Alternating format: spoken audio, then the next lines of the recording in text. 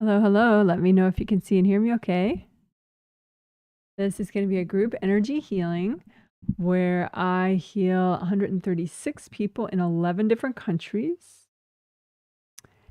And the theme for today's healing and the other healings this month, July 2025, is strong boundaries.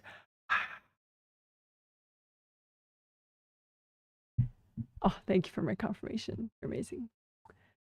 So, strong boundaries is probably the most foundational, fundamental, essential thing we could work on. Although I have worded it in different ways for different sets, which I think maybe resonated more with, like, they clicked with the meaning of it better in the other ways I said it. So, oh well. But like, so strong boundaries, I have said, like, be a badass, be a spiritual badass. That's basically partially strong boundaries, in large part strong boundaries. Also healthy family boundaries. We've done many sets with that theme, and this includes boundaries with family members, but also with everybody. So in a way, it's even more foundational than family boundaries, but includes family boundaries. So I'm excited for this month. Oh, and I did want to bring up something. Let me see.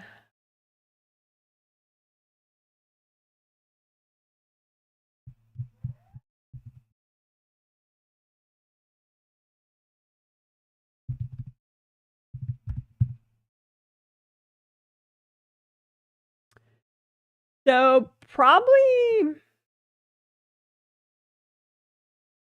maybe not exactly half the time, but maybe like 40% of the time, invasive people have boundary issues, and that's why they're invasive.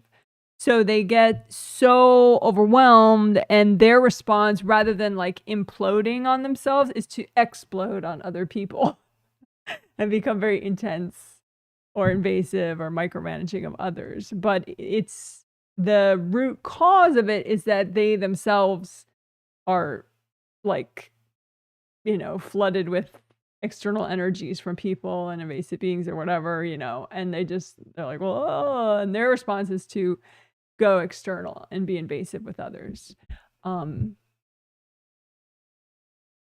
So not everybody who's invasive is because of boundary issues. The other probably 60% of invasive people, like, I mean, anyone can be invasive, but people who are significantly invasive,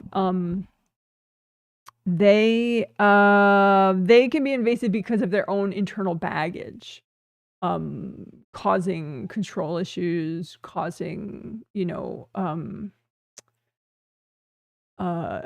a lack of empathy and selfishness, or an increase in selfishness, and and a desire to control others. So there can be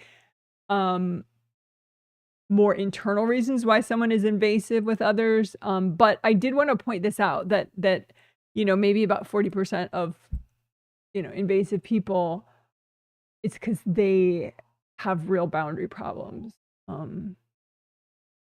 I just think it's interesting to know that. And plus, from a practical, like, literal standpoint, the twin set this month is also on strong boundaries. So if you have an invasive person in your life, that's, close to you, and they're invasive because they have boundary issues, you could get them the July twin set that's coming up. And that could help them to start to address their boundary issues, and that could make them less invasive with you and with other people. But if you need me to read, like, okay, is this is a highly invasive person with me, is it because of their own boundary issues or not? I could take a look at that.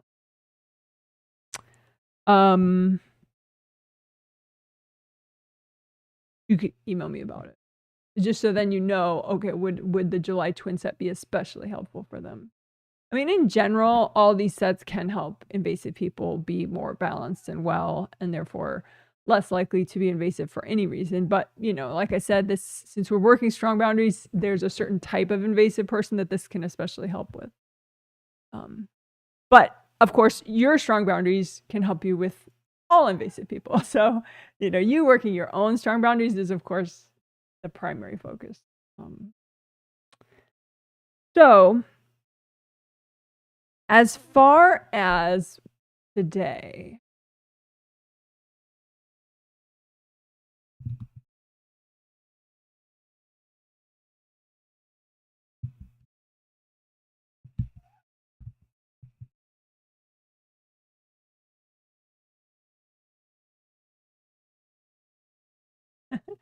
so first I will do the less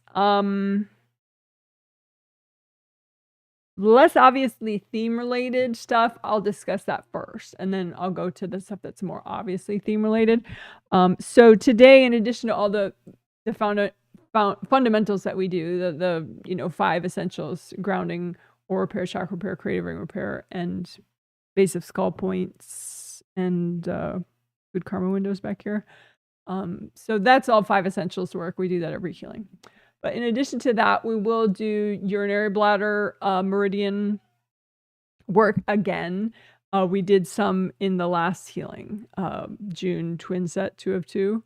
But we'll do it again, especially the urinary bladder meridian butt points. So it's like it goes like an N shape, and there are a lot of points like right here on the lower back and butt. And we're gonna focus on repairing and unblocking those, but also the urinary bladder Wei Chi aura. The Wei Chi aura that goes with the urinary bladder meridian, will unblock that, especially behind those butt points. Everywhere, but especially behind the butt points. So that's one thing we'll do today. The other sort of non-obviously theme-related stuff we're doing today is unblocking sinuses and your physical body aura right in front of your sinuses. Astral body aura, yes, but it seemed like everyone needed much more unblocking in front of their physical body aura. I mean, in front of their sinuses, in their physical body aura, as well as unblocking sinuses. So that should be fun. A little geeky fun. With a practical aspect, because it can help your sinuses in a physical way as well. But it can, spiritually speaking, sinuses help with like the mind and calming the mind and having boundaries telepathically with other people. So it actually is theme related, but you know, not quite so obviously. So now we'll talk about the obvious theme related stuff.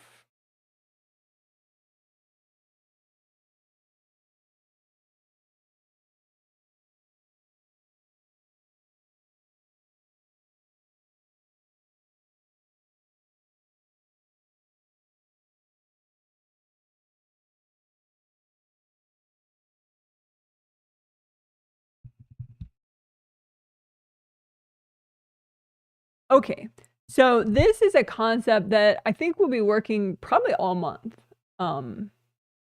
as we work strong boundaries, is that the volume of your energy that you have in your aura layers, and all your auras, so all your 17, your Wei Chi auras, 15 Wei Chi auras, and your astral body aura and your physical body aura, that actual amount, the quantity, the more of your energy that's flowing in these auras, the stronger your boundaries are. And that is probably one of the main aspects of strong boundaries, is just how much of your energy do you have here, because it creates like a it's just a stronger force field that way that you have around you, you know, all those auras. And so how we're going to work that today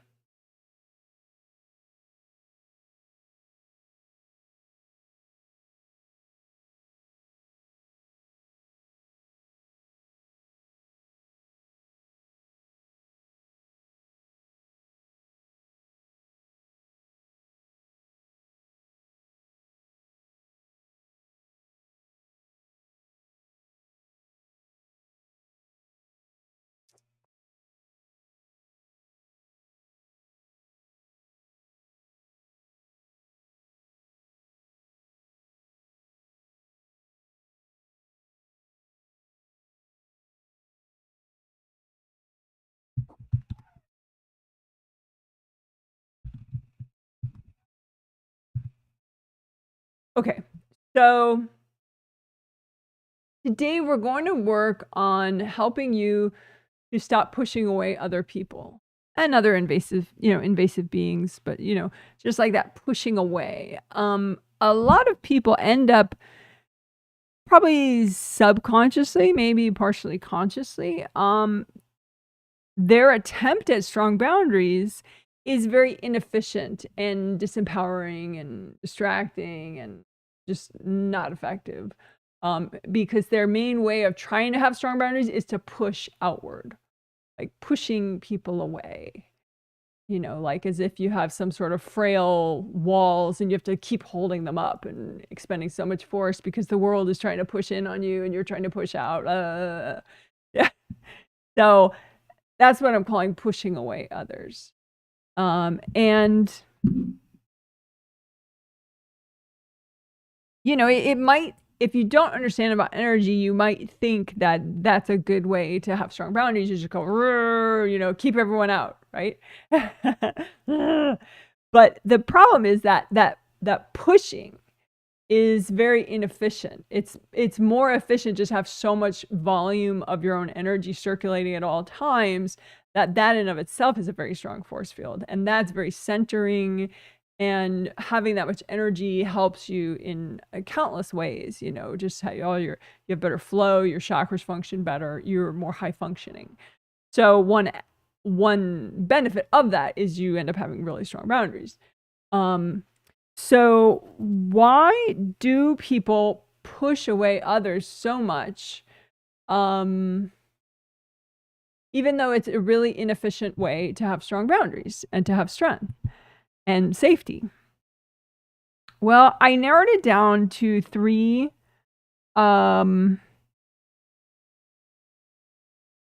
causes, and I'm sure there are others as well, but these three is what we're going to work today, and they're probably the biggest, at least among the biggest causes. So people push away others because they have internal wounds, inner wounds, that cause them to feel overly vulnerable, and some people just implode with that, but other people, because of their inner wounds, they focus so much on pushing everybody out because they feel like overly vulnerable because of their inner wounds. So that's one thing. Inner wounds can cause people to push away others in that sort of really inefficient attempt at strength. The other one is, the other two are resistance and fear. So resistance, it's typically just energy blocks that are causing you to really, it can look like resentments, or just that you're freaking out about something, and it can be very subconscious. Like you could be resisting political world events happening, but you're not conscious of it. Maybe consciously you're like, ma, nothing's happening. But subconsciously you're in so much resistance that causes you to try to push things out. Another thing is fears. Inner fears can cause you to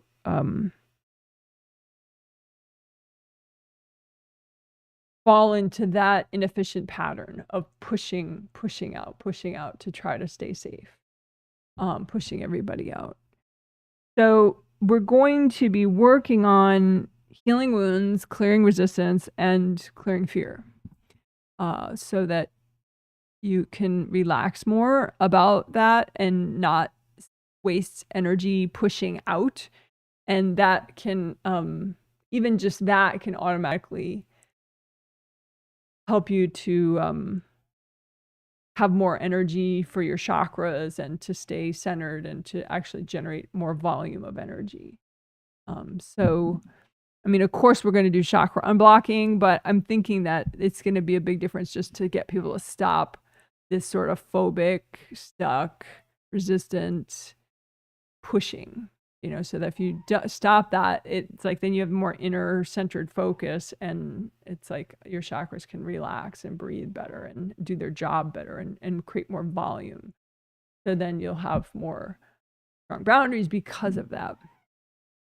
And I know some people think that, well, okay, but the pushing away does keep me somewhat safe.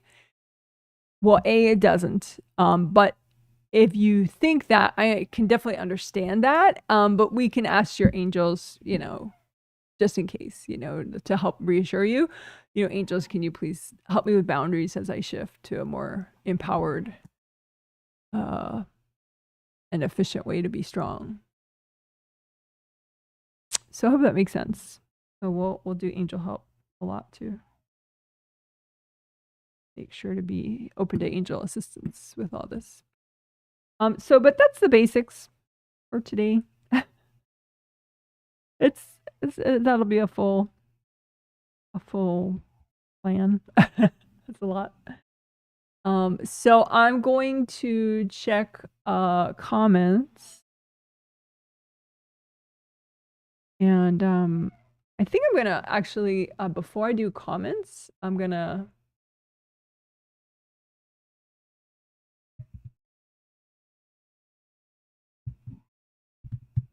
I forgot to get my headphones, and I think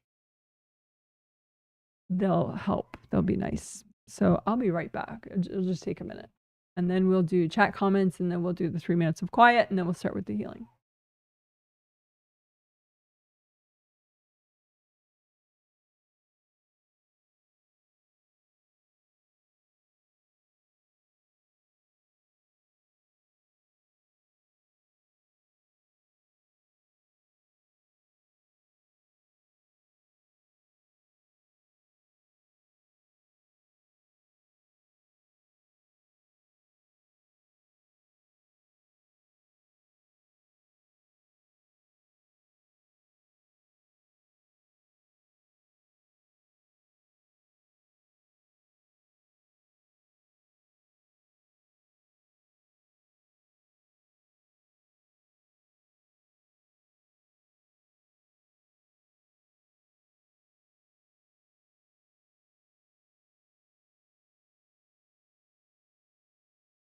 Back. Thank you for waiting.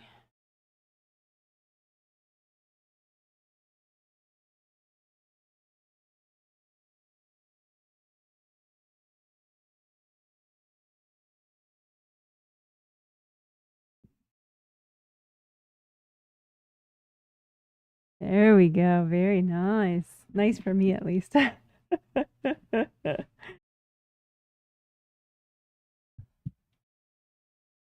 La la la. Oh, fun. Alrighty. Now we're ready. Oh, good sound. Alrighty. Let's see. So I'll do a quick run through of some chat comments. If you want to say hi, say where you're viewing from. You don't have to, of course, but it's always fun. You mentioned the weather that you're having. It's nice and mild for us in the next 3 days. Today and tomorrow and the next day. I'm going to try to get a bunch of gardening done because it's low 70s here and cloudy, which I think if you're not a gardener, you wouldn't be so excited about it being cloudy. But it's much easier for plants that you've just transplanted if it's cloudy out. So for people in other parts of the world that are not so backwards and using Fahrenheit, low 70s, like 72, would be about 23 degrees or so centigrade. Very nice for gardening. Okay, so looking at other comments. Hello, we can hear you. Thank you. Hey, Janet, we can see and hear you in Chicago. 86 and sunny. Yeah, see. I don't mind that, except then I have to wait till the front yard goes into shade, which is 5:30ish. Then I can garden. My new thing is to not exhaust myself in the heat and the sun as a gardener. I just wait in the shade. So he says, makes sense that you push back the start time. There are more people in this group. Cute and accurate. You're mentioning your mom. Her angels helped her find her denture today. That's cute. Very cool. So this is hello Janet and everyone. Sunny Las Vegas, Nevada, 93 degrees. You know, I would definitely be waiting till the sun was behind the trees to garden if it were that hot here. So 93 for the rest of the world, that is probably about 34 degrees centigrade. Okay. Hey, Janet, can see and hear you. I love the background picture. It's very comforting. Oh, good.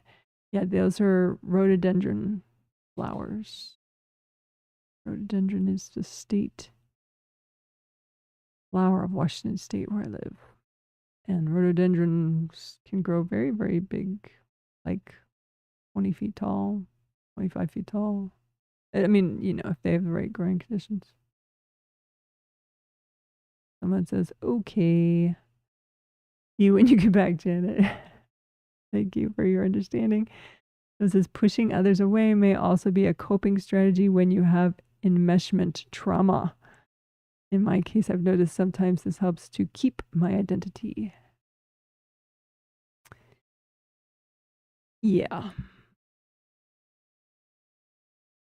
Well, first off, I would have to Google what the heck enmeshment trauma is.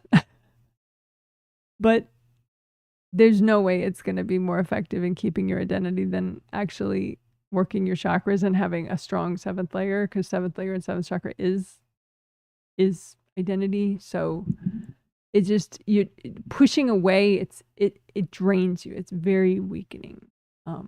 But you don't want to take my word for it. You could give these techniques a try and see. And you can ask your angels to help protect you in the meantime if you don't trust that it's going to work. So they can help you learn in a gentle way. Okay, Stockton, California. Oh, you're viewing from Stockton, California. Warm 86 with partial clouds. Well, yeah, I couldn't plant plants in that. I'd have to wait till it got shady. But for sitting around, I'm sure that's enjoyable. In the shade, maybe. Partial sun. All right. Enough chit chat. Chit chatty stuff about weather.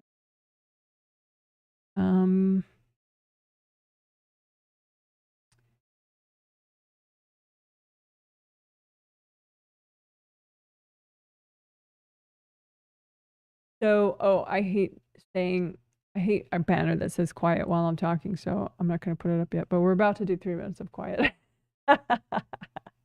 And towards the end of that quiet, then I will start the healing. You'll see me go like that. That's how you know I'm starting to heal. And then after about a minute or more of me healing without talking, then I'll start talking. And the whole rest of the healing is me doing the healing, but also saying out loud what I'm doing as I do it. So you could use it as an all levels self-healing walkthrough if you want.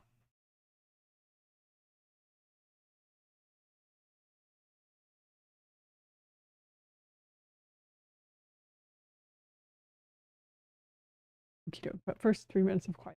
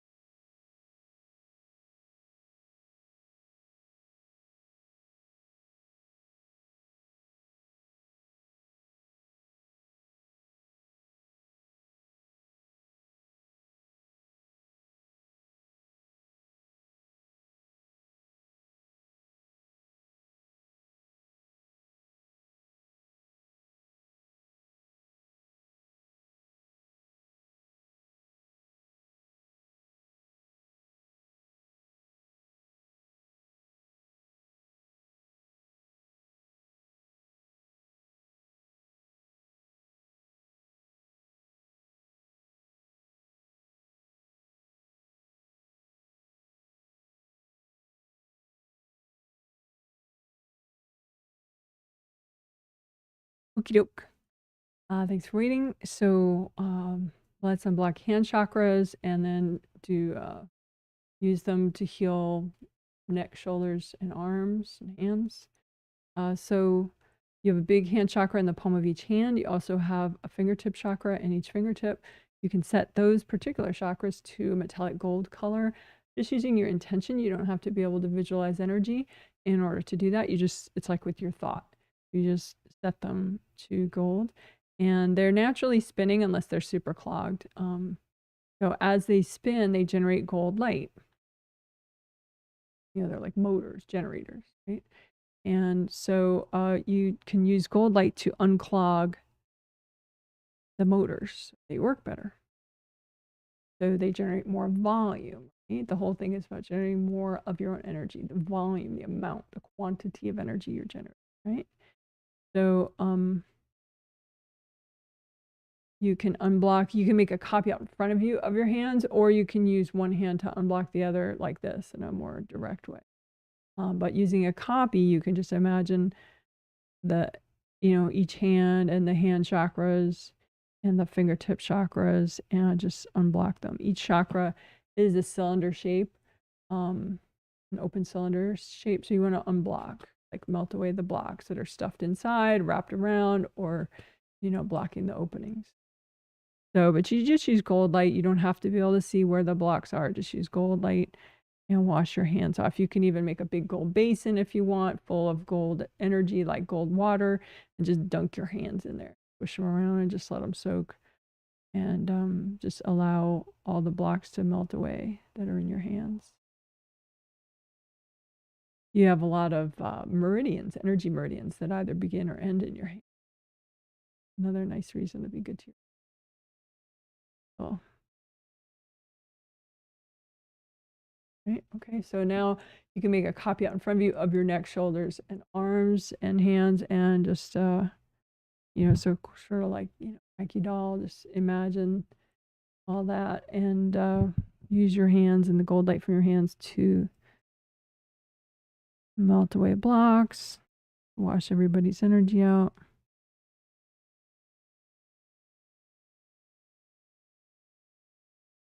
Because you do have energy channels that flow down your neck, shoulders, and arms and out your hands, and you want a lot of volume of energy. You want to make it easier for your chakras and your energy channels to work.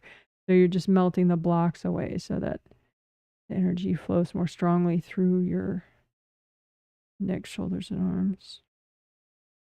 Your energy and your body's energy.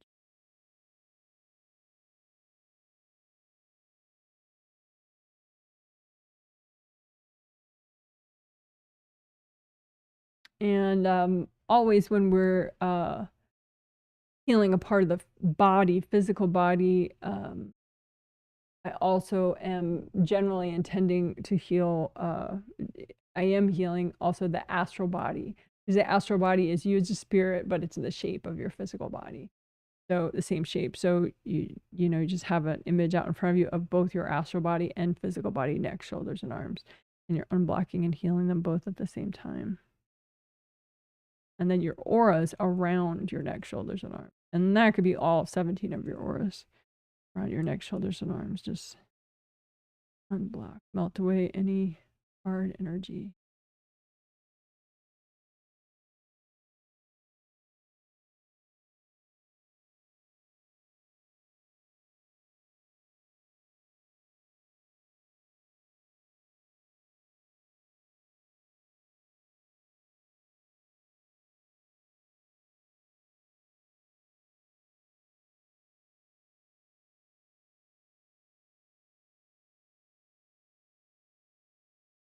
You might have hard objects stuck in your neck or shoulders or arms, like big blades or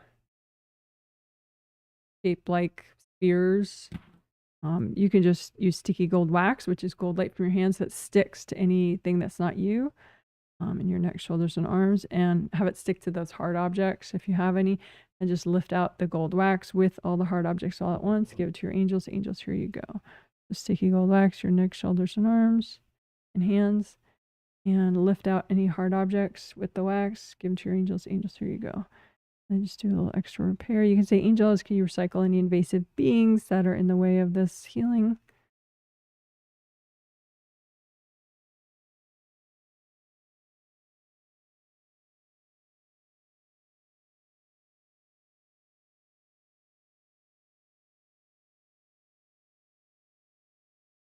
All right, good enough.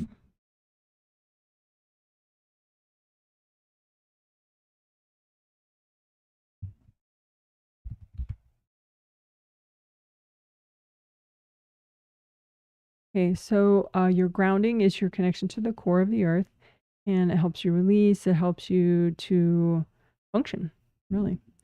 So if you're having focus issues, the easiest thing you can do is check your grounding. Redo it, unblock it, make sure it's flowing nicely.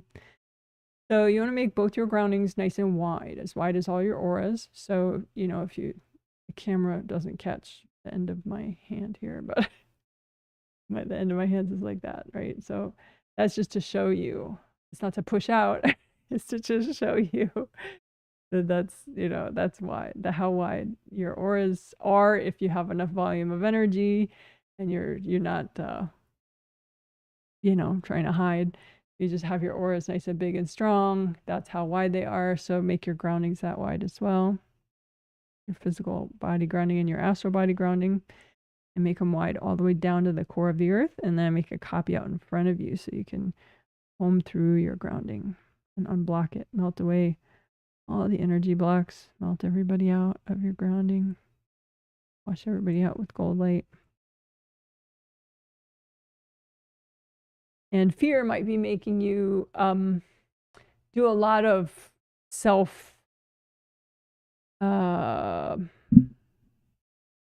a lot of disempowering things. Like you could be having a small grounding, small auras, small grounding, just kind of like, barely existing because you're so afraid. But you're self-harming with that. It's kind of but true. So go ahead, be bold, have auras, have groundings, because that's your best chance at being strong and having strong boundaries, right? So nice big wide auras, nice big wide groundings, and then use lots of gold light and wash everybody out of your groundings. Nobody's going to do you a favor if they, if you rent out half your space, they're not going to like somehow bless you and make your life happy, right? You're just going to feel like crap. Nobody wins in that scenario. So just use gold light, wash out your grounding, wash everybody out. Indie grounding is where you use gold light and you wash out the outer surface of your groundings and melt away anybody's grounding that's hooked in there. Melt away any hard objects sticking out.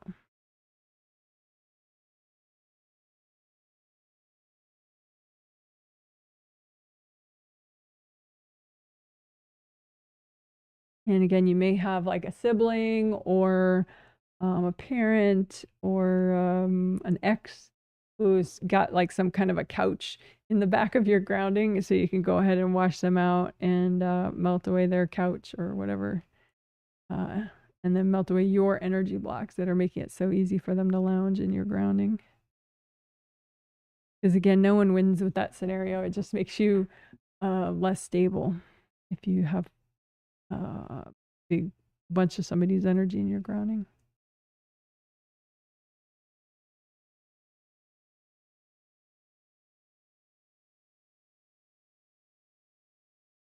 Oh, right. Good job.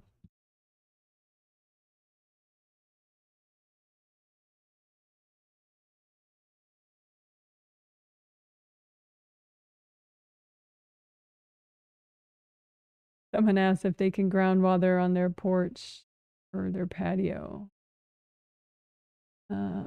This grounding because of being outside in fresh air, though I am not touching the ground. Yeah, I mean, it depends on the person. If you have a phobia about ants, then being outside is going to be very ungrounding for you. It just depends. You can be very grounded on an airplane, all the way up in the sky. It's an energy connection. for many people, having bare feet on grass maybe, is nice and comforting and, might be pretty grounding. I do think sometimes physical contact with, dirt and plants or whatever's on the ground itself can be grounding. But again, it's not an absolute. If you have some kind of phobia or discomfort about touching the ground or putting your butt on the ground, maybe the ground's all wet, you're going to be like, oh, now I'm all wet, so it's not going to be a grounding thing for you. So it's very dependent on what you enjoy. I think doing what you enjoy can be very grounding, unless it's, something that's like binge drinking or something, sort of a self-destructive enjoyment. But anyway, so long story short, if you're enjoying it, then it is more grounding, most likely. Hope that makes sense. Like if I had a big property, I would probably live stream outside, just for like the beautiful backdrop for people, and that people see that. That's a nice backdrop for people. They would have very calming associations with that, so that could be grounding for them. It could be extra grounding for me too, although, I like to receive comfort from the trees in my backyard, even if I'm in my front yard or even if I'm in my house. It's like a spiritual awareness of trees, of the oceans, that you can have at all times, even if you're, up 40 stories in some building.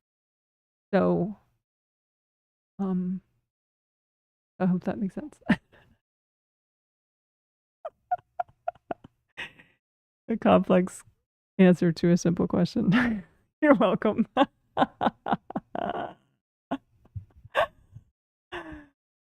Oh, too funny. Okay. So, let's do aura repair of all your 17 auras. So you have astral body aura, physical body aura, and then 15 auras called Wei Qi auras. And Wei Qi is a traditional Chinese medicine concept. It's strong boundaries energy, basically.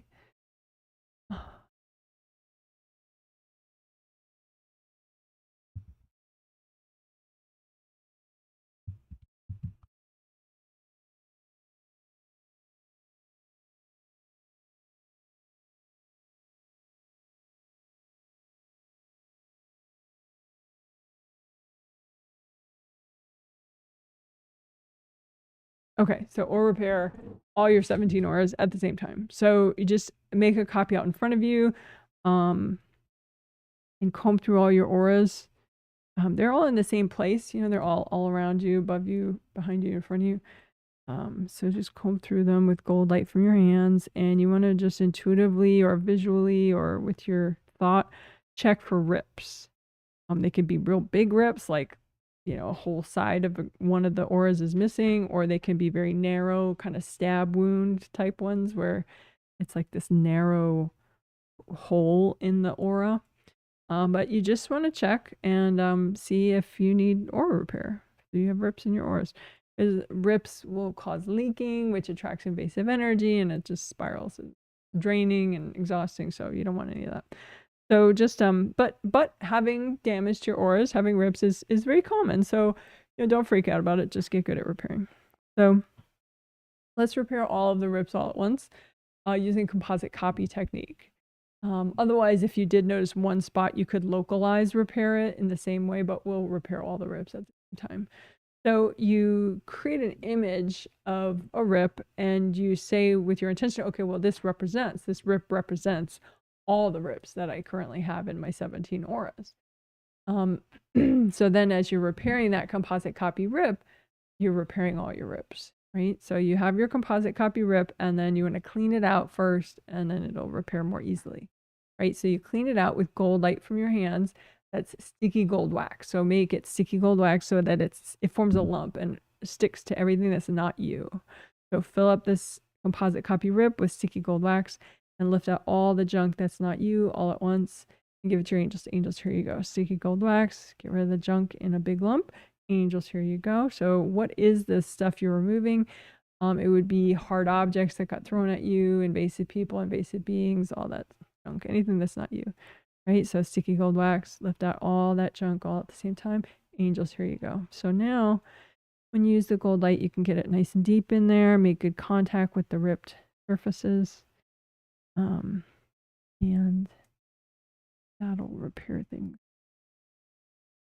Right, the repair process, so then your auras start to grow back.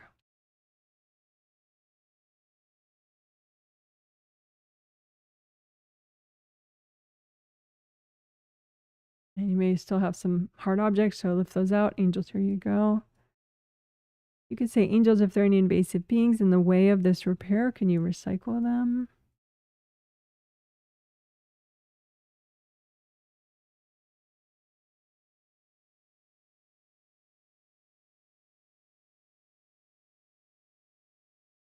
So then you may have one or two leftover rips. So you can go ahead and do composite copy technique one more time, just for the leftover rips. So you make an image of a rip and you say, okay, well, this represents any leftover rips I still have. And then do the same process. Sticky gold wax, lift out the junk. Angels, here you go. Sticky gold wax, lift out all the junk. Angels, here you go. Angels, you please recycle any invasive beings in the way of this repair.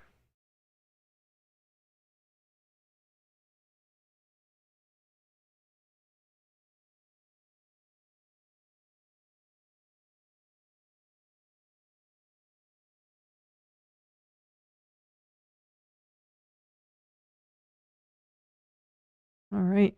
And I just go through the, check the surface, the outer surface of all your 17 auras. And if there are any hard objects still there, you can pop those out and have them explode and just repair the gashes. And if there are any invasive beings, just angels, can you recycle the invasive beings?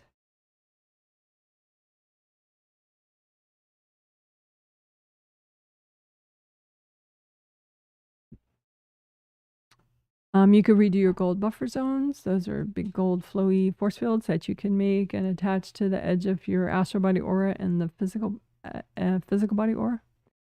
You make 2 gold buffer zones.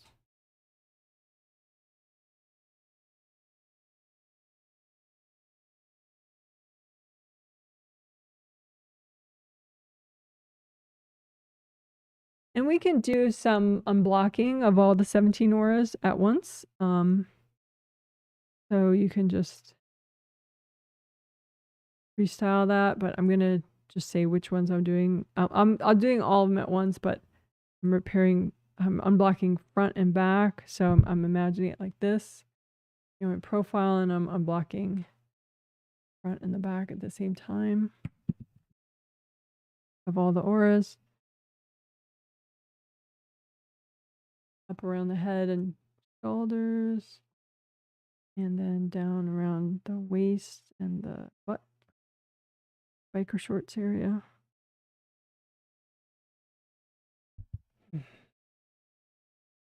And top and the bottom, so above the head and below the feet, and really just around the, knees, lower legs and ankles, and below the feet. Head, below the feet a little more. And above the top of the aura. So if the top of your aura is just like here, then above there, you can have just junk stacked up there that people have tried to get into your aura, but it didn't go in.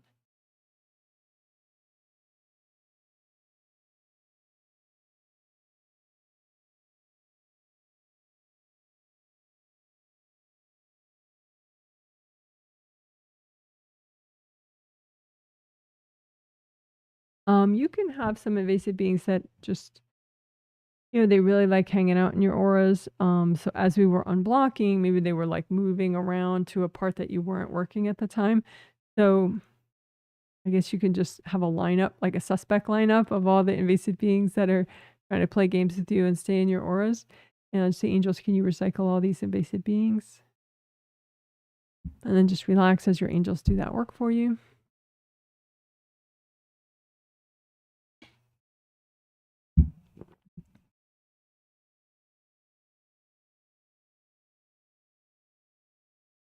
So you can have leftover hardness because you've had energy thrown at you. So there could be like a crust of hardness at the outer surface of some of your auras, or layers, like patches of hardness that are layered in your auras. So I call that scarring or bruising. But it doesn't matter. You can just call it leftover hardness. So just make piles of any leftover aura hardness in your auras, because just like pushing outward, having hardness is a weaker state than having flow.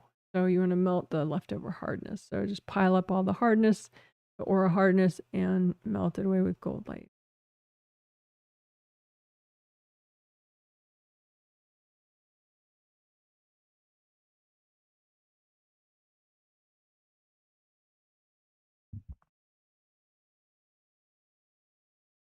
All right, good job, good job. Oh, we'll do some confetti to congratulate you. Good job, good job. Let's see. What else? Oh yeah. If you could please give this live stream a thumbs up. And that's my thumbs up for you as well. You're awesome.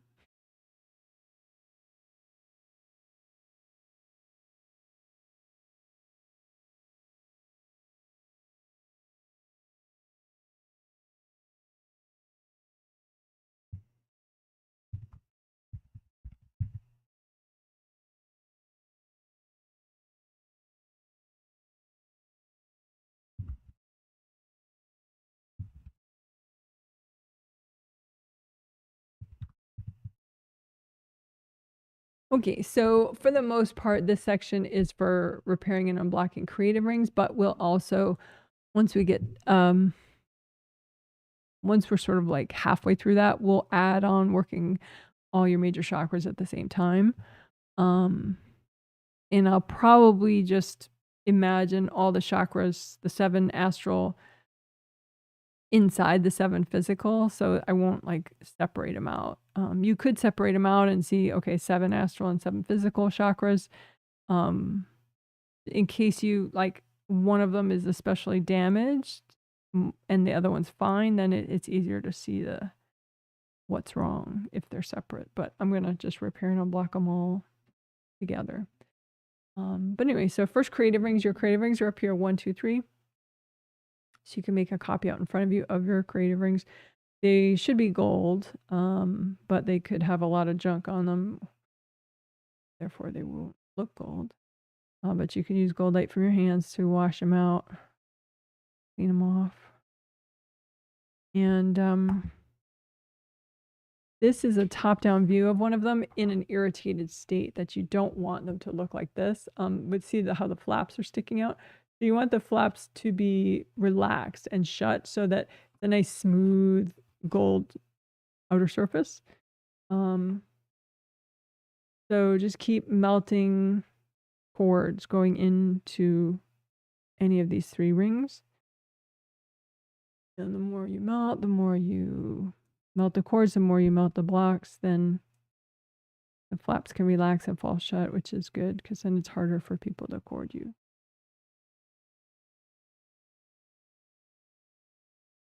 And unblock the inside of the creative rings. Just wash out any hardness that you notice anywhere. You want the rings to just be unrestricted and be able to generate lots of gold light, so that you have a nice protective force field right around there inside the rings, and then also that all that gold light gets sent down to your major chakras along. So then now you can imagine your creative rings and all your 7 chakras, your both sets. So you have your creative rings, and then your 7th chakra is oriented this way, and then with round opening in the top of your head, round opening in the bottom in there, and then 6, 5, 4, 3, 2, 1. The round opening is in the front and round opening in the back.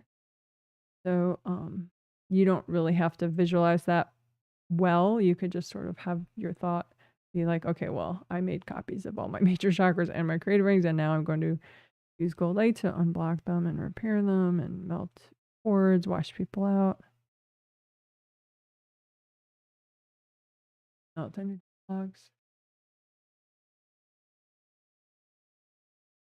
You can move out the blocks and give them to your angels. Angels, here you go. And you want the intention throughout, whenever you're healing yourself, I would suggest you have the intention that you want to do what's healthy and gentle to do right now, but not more than that. That healthy and gentle amount. Right? So creative rings, major chakras, move out healthy and gentle amount of blocks, melt them away with gold light, or you could just blow them up once you melt them away, once you move them out. So you could melt them in place too. So creative rings, 7 chakras. Relax the flaps so they fall shut. You have flaps around the round openings of your chakras as well. Round openings right here and right here. So you want those flaps, you want to melt cords and unblock enough so that the flaps fall shut, so that your energy can come and go through the chakra, but it's harder for people to clamp on cords. And melt cords, repair and unblock chakras. We're going to do chakra repair in a second. I sort of launched into it by accident, but right now we're just doing kind of a basic unblocking and aligning of your chakras, as we also unblock your creative rings. All right, so good enough. Now, finally, chakra repair, which I pretty much already started.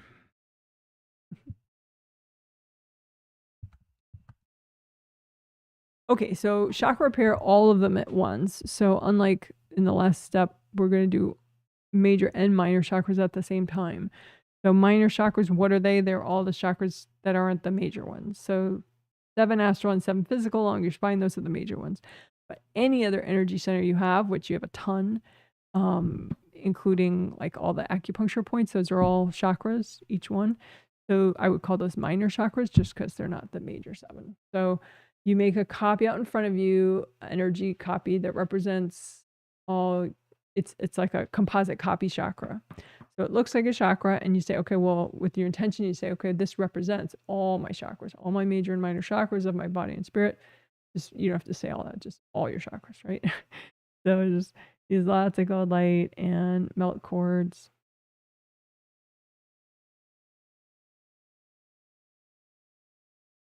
Melt energy blocks. You say, angels, if there are any invasive beings messing with my chakras, can you please recycle them?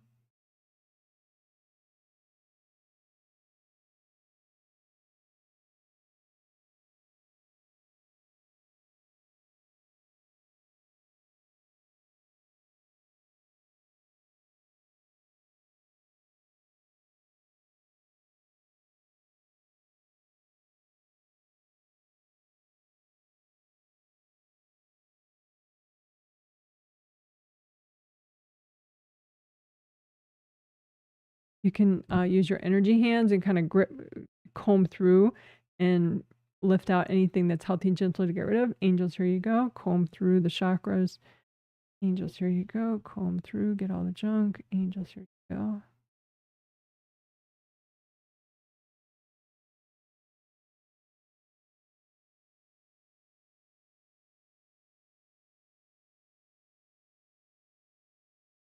So melt energy blocks inside the chakras. Melt energy blocks wrapped around the outside of the chakras. Melt energy blocks stuffed into the round openings.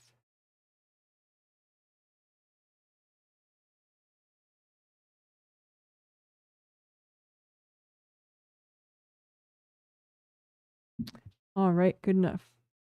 That's chakra repair.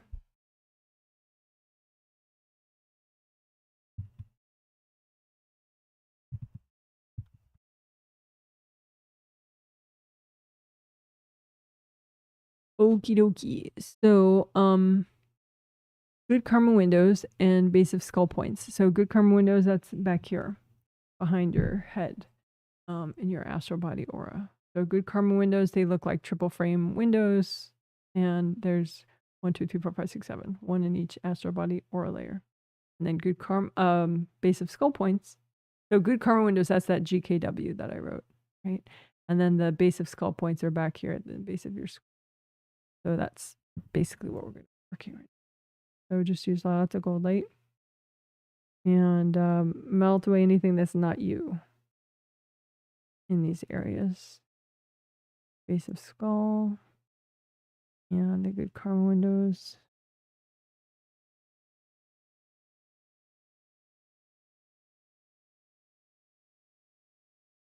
You can lift out the blocks that are healthy and gentle to get rid of, that are in your good karma windows area, and just melt them away. Lift out the blocks, melt them away, or blow them up.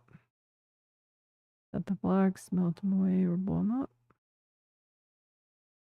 And you might have some invasive beings that have worked their way through this area because maybe one of the windows was a little damaged. So you can just imagine, if you have invasive energies, just freeze them up, drag them out, angels, here you go. Freeze them up, drag them out, angels, here you go. It could be, you know, and they could have kind of entered through this area and then anchored into any of these energy centers, including your upper major chakras. So, but that's fine. It's like if you pull a weed in a garden, you know, you get the root of it too, right? So you freeze up any invasive energies, get the root of it anchored into any of your chakras, and just remove it all at once. Angels, here you go. Angels, here you go. Here you go.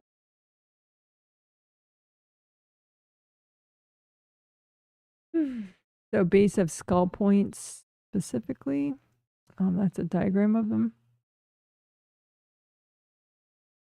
So let me move that over in the way. So the base of skull points are 2 horizontal rows of dots in the diagram, right? So one is at the level of the top of the earlobe, one's at the level of the bottom of the earlobe. So those rows of points, those is what I call base of skull points. So you can go ahead and use gold light, and each of those chakras, they happen to be oriented this way because the meridians in that area, they go straight up and down, right? So the chakra, acupuncture point chakra, just fits right in the meridian, and the job of it is to keep it energy flowing within the meridian. So that's why it's oriented that way. So just unblock all these little chakras, right? So it's like you're running gold light through. You don't have to worry about what the natural direction of flow is. Just unblock both ends. If you have like a big hard cork of energy, just drag it out and melt it away, or drag it out and give it to your angels. Angels, here you go. You can also comb through that whole area all at once and just drag out what's healthy and gentle to get rid of. And just say, angels, can you recycle any invasive beings hooked into this junk? So then after that, it's just going to be cords and energy blocks. So melt the cords and melt the block.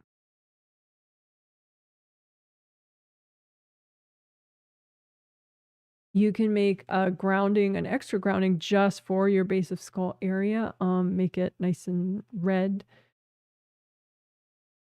away from the core of the earth all the way up to the base of your. You can bring up nice red earth energy to bathe these meridians right here and these points. You just get rid of energy that's not yours down that special grounding.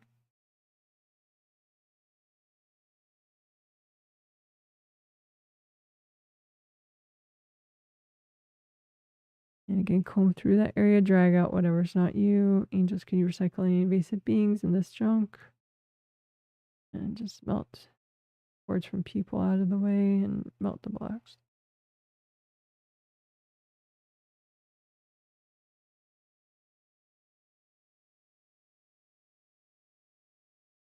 And again, just double check all those points in the base of skull points. So that midline one, that's GV meridian, governing vessel meridian. And that helps to regulate all your yang meridians. So it's very important. We could do GV 15 to 20. That's always good for a fun time.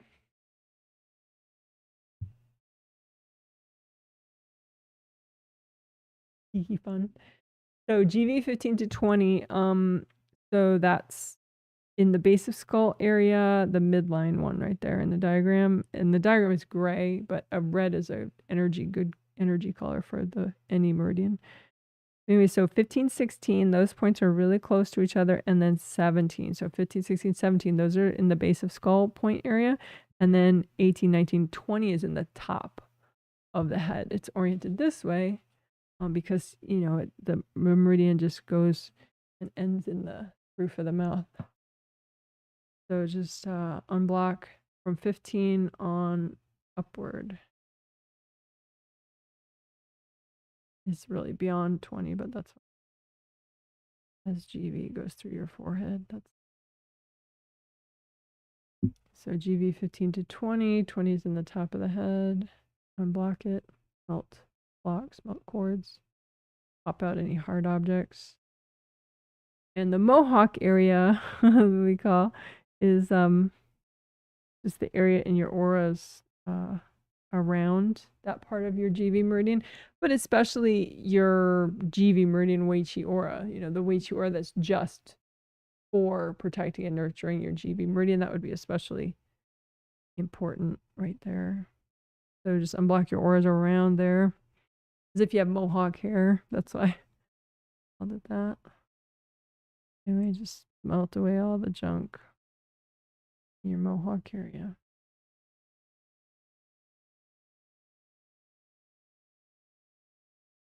You can say angels if there are any invasive beings messing with this area. Can you recycle them?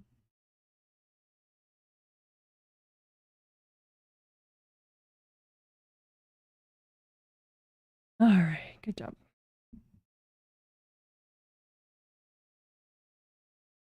Woohoo! Good job. All right.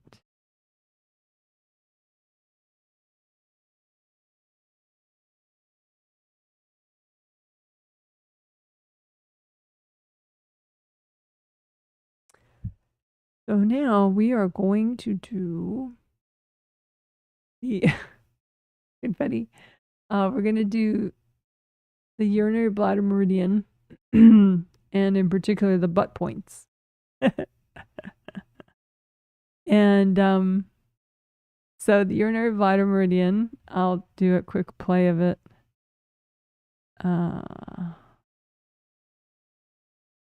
Takes a minute to do it all. Wait,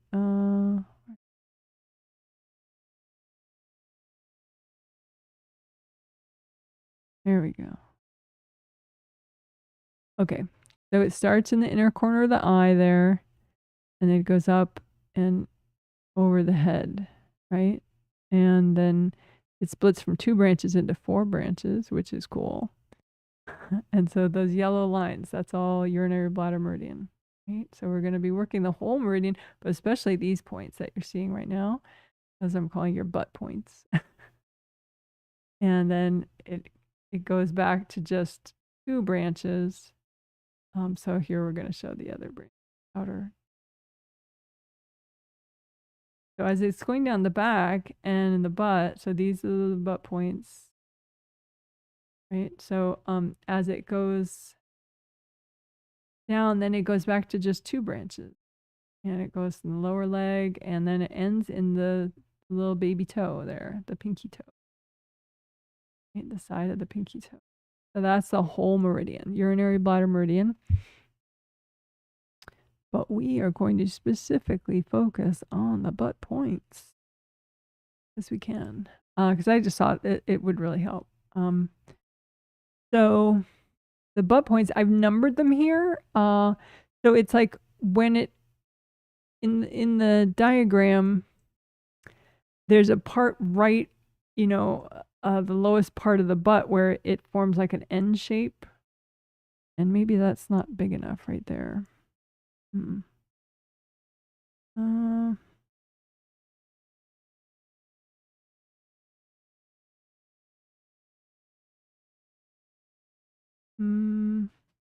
Yeah, maybe if I...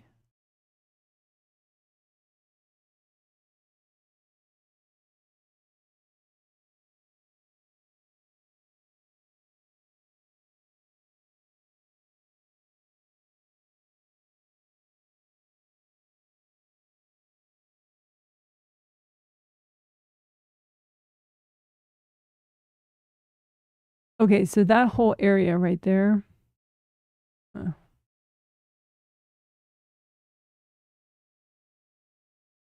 So here, all that stuff. Ah! I'm sorry. I'm trying to stop the video at a certain point. Did it wrong. So all that goodness right there.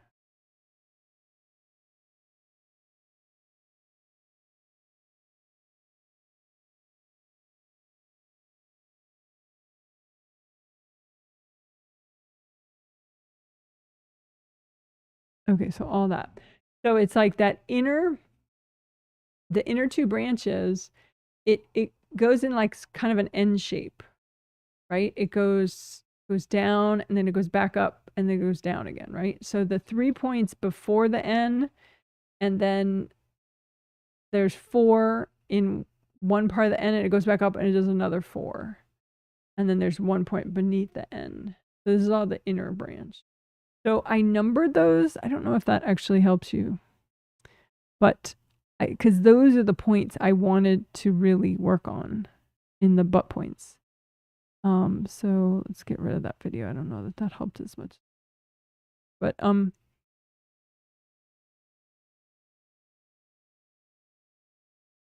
maybe, yeah, I'm gonna leave this the way it is. I don't want to resize stuff. So anyway, it's right.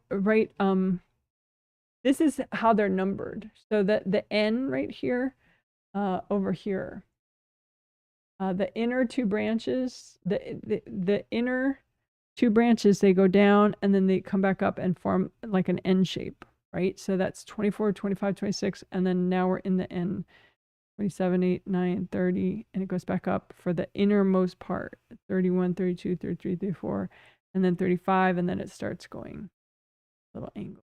So, and then the outer branch, it only has 2 points in that, you know, like lower back, upper butt area is 53 and 54. So those are the energy centers that I'm going to specifically unblock right now. They felt like they were really they were like overly compressed for everybody.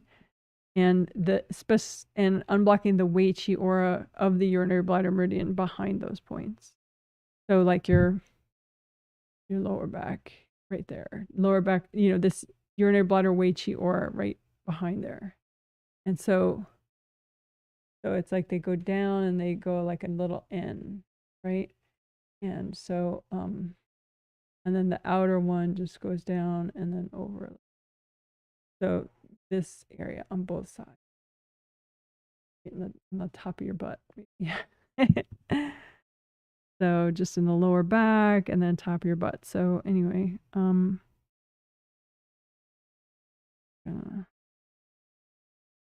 unblock those extra because they seem to be too crushed. And then you can have like really big, heavy plates of energy blocks behind all those points, specifically in your Wei Qi, your urinary bladder Wei Qi aura, especially. So they use just so much cold light that they break up those blocks. Melt everybody else out of that area. You can say, angels, if there are any invasive beings messing with this area, can you recycle them?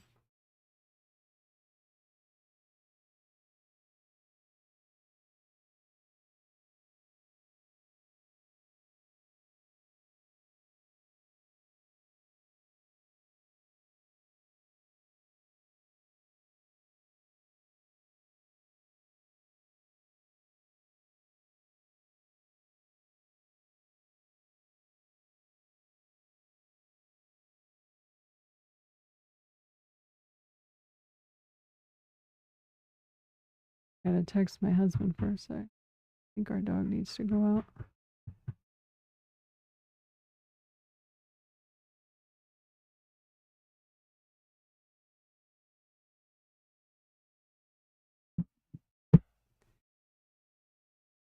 So you want to feel like these meridians are like big and red and flowing, not compressed. and comb through that area, lower back, upper butt area, comb through it and drag out everything that's healthy and gentle to get rid of, and just say, angels, can you recycle any invasive beings? And then, so then it's just a bunch of people cording a bunch of blocks. So melt the cords and then melt the blocks.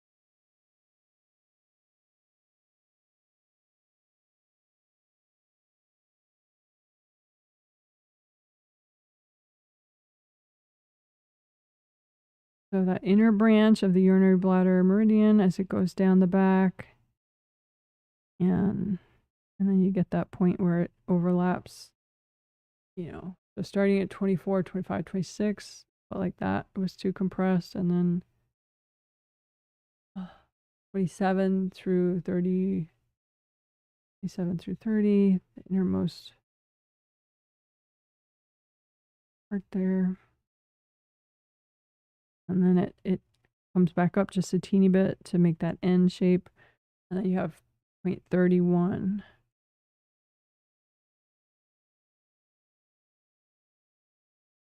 And then 35. And then it sort of goes at an angle down the butt. Then you have those two outer points, 53 and 54, on the outer branch of the urinary bladder meridian as it goes through the lower back and the butt. 53, point 53 and point 54. Come through, unblock. You want to just lift the weight off, lift any compression off, melt it away.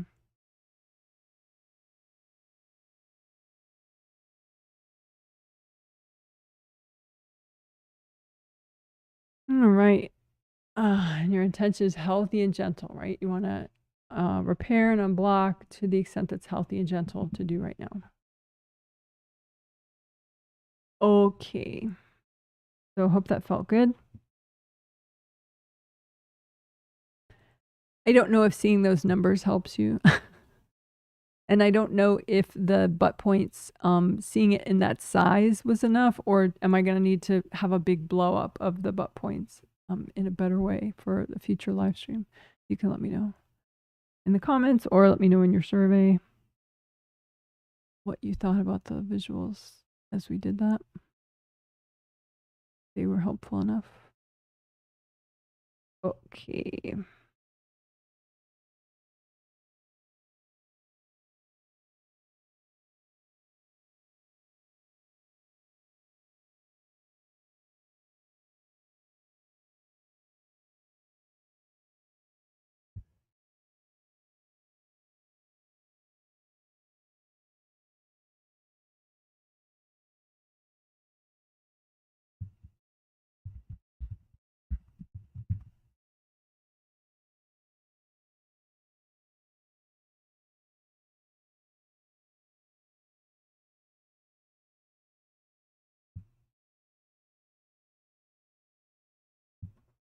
So again, I talked about in the intro how pushing away as an attempt to have strong boundaries is generally backfires because it's very weakening and imbalancing, and therefore you're not really doing much. You're just wasting your energy and distracting yourself. So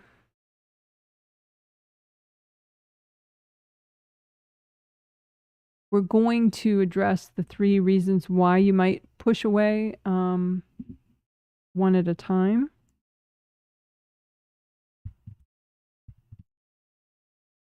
So first we'll do clearing fear, because, you know, there was a lot of anything that fear is making you do is generally not a good idea. You know, wisdom is different from fear. Wisdom can keep you safe. Fear is just like a reaction. It's a symptom of having blocks and damage in your first chakra and your first layer typically. So let's clear fear so you don't get caught up in a compulsive, imbalancing, weakening, push away reflex. Okay. So clearing fear baggage is actually pretty easy.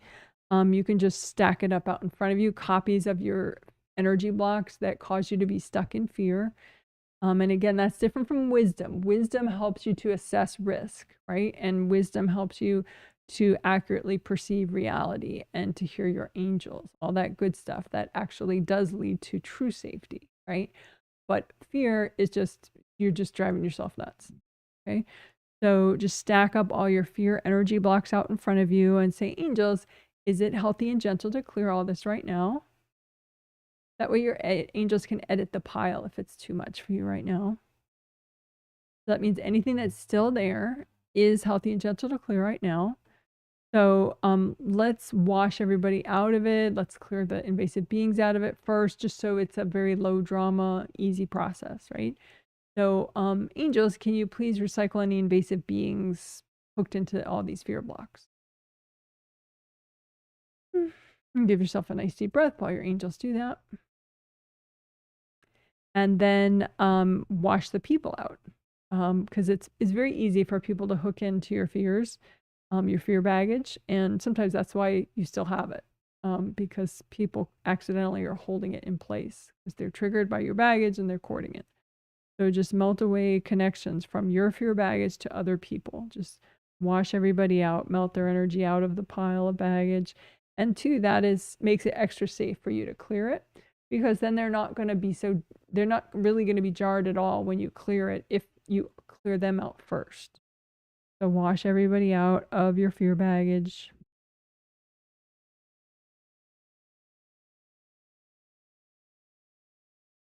And then you can blow it up, or you can just keep using gold light to melt it fully.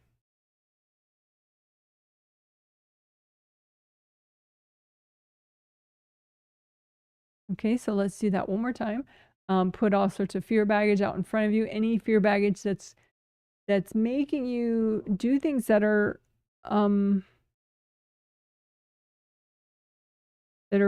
phobic, I guess. I mean, that's redundant. So clear any baggage that you have that makes you stuck in fear, right? So put all that fear baggage out in front of you.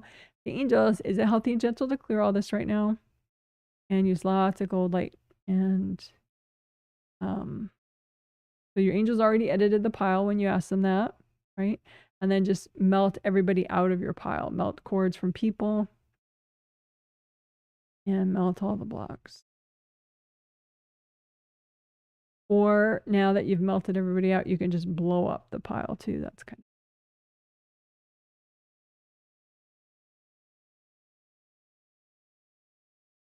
of. And we can nourish with flowers.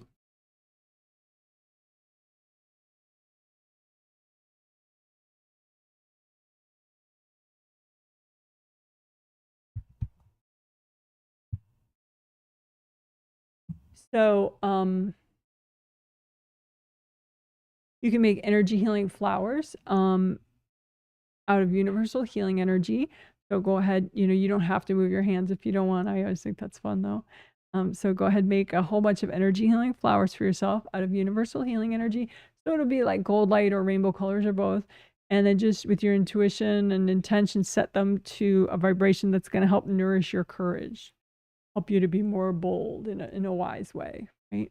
So set these flowers to help you nourish your boldness, your courage, your safety, right? And then say, angels, can you check my flowers? And give them to yourself. Right, so let's do that again. Make a whole bunch of energy healing flowers for yourself, as many as you could possibly want, and set them to a vibration that's going to help nourish your safety, your courage, your abundance. Why not too, while we're at it? And they're all first chakra abilities. And the angels, can you check my flowers? And give them to yourself. Deep breath, let them go wherever they need to go. All right, good job.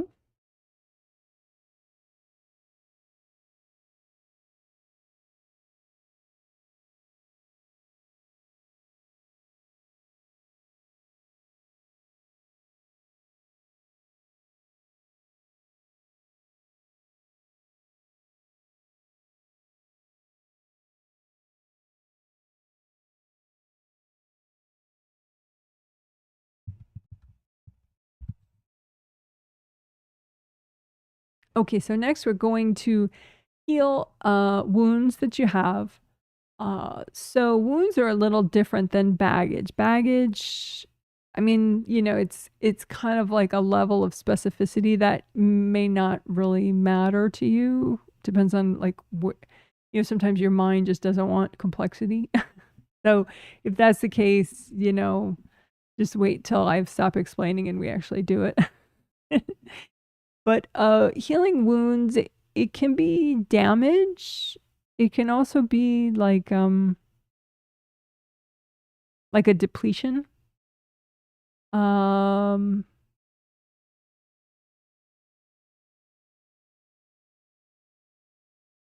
think in general it's probably a blend of both, being depleted of your energy that's supposed to be there, and also damage, like damaged chakras.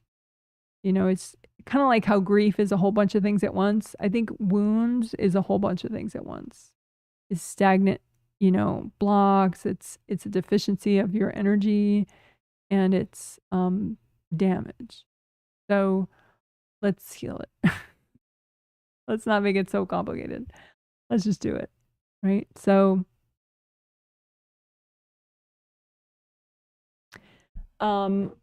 how about you just make a big gold tub of light, you know, gold water, and, you know, heal it, set it to a really good vibration so that you can have a nice, gentle, and thorough healing of some of your inner wounds, right?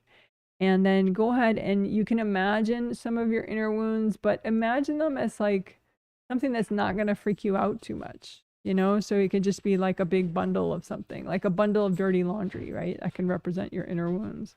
Or, you know, some leaves, you know, that are like sort of bruised, that, you know, that can represent your inner wounds. You know, just some representation that's not too bad, you know. It's not going to freak you out too much. You know, maybe it's some flowers that are a little wilted or something. But anyway, we don't want to do too many inner wounds at once, just whatever's healthy and gentle for you, right? So that to help you choose to be strong in a smart way, as opposed to, you know, pushing away, which is just going to weaken you and freak you out even more, right? So imagine, you know, some inner wounds that you have that are healthy and gentle to clear right now, or heal right now, and it's, you know, not too much.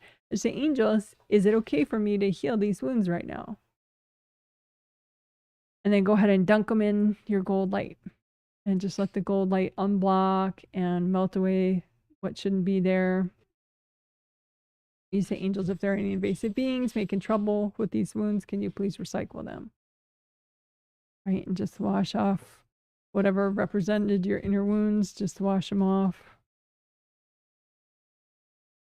And you can have it be that the wounds just completely disappear now, or they turn into like the vibrant, healthy version of what you had. So like if your wounds were represented by some wilty leaves or some wilty flowers, then once you take them out of the water, once they're nice and healed, you know, maybe it's a fresh flower or a fresh bunch of healthy leaves, you know, or you can just imagine that the wound completely dissolves and it's gone, whichever, right?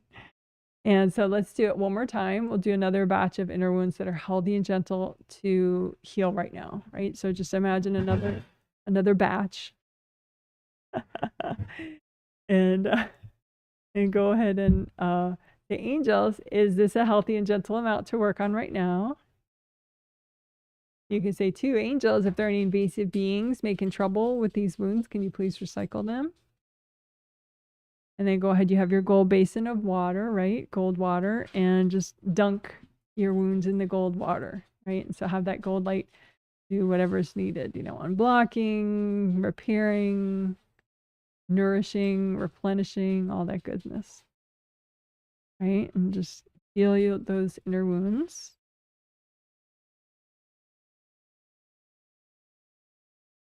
And then, like I said, you know, whatever's fun for you, either they fully dissolve and the wounds are gone that way, or they're now vibrant and it's just a vibrant part of you. It's not a wound anymore. So just, if there's anything to lift out, go ahead, lift it out. And now you have that strength, right? And then you can let go of your gold tub of water, just dissolve it.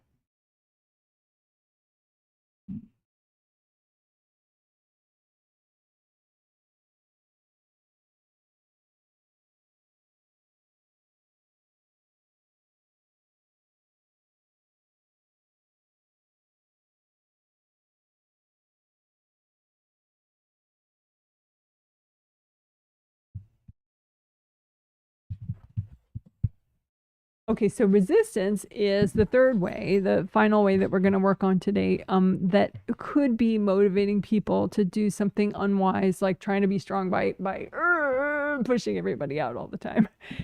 And so resistance is just a bunch of energy blocks that you're stuck on, but it causes you to kind of, like spin your wheels. If you're a car and you're in a ditch, you spin, you're not getting out, but you just keep spinning. That kind of idea. It's just like maybe a dog chasing his tail over and over and over. It just causes you to be in this state of struggle and so it's not like how some people use the word resistance to mean political resistance, like strong and you're a rebel. But that's not the way I'm using the word. I'm using the word to mean you're stuck and kind of spinning your wheels around and around in a very unproductive way, right? And so a lot of people, their resistance vibes like resentment, like those people, I hate them. Or it vibes like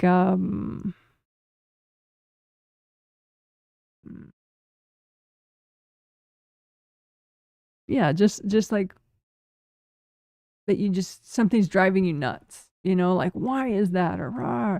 Oh, so resistance, yeah, it can vibe like resentment, but it can also vibe like anger.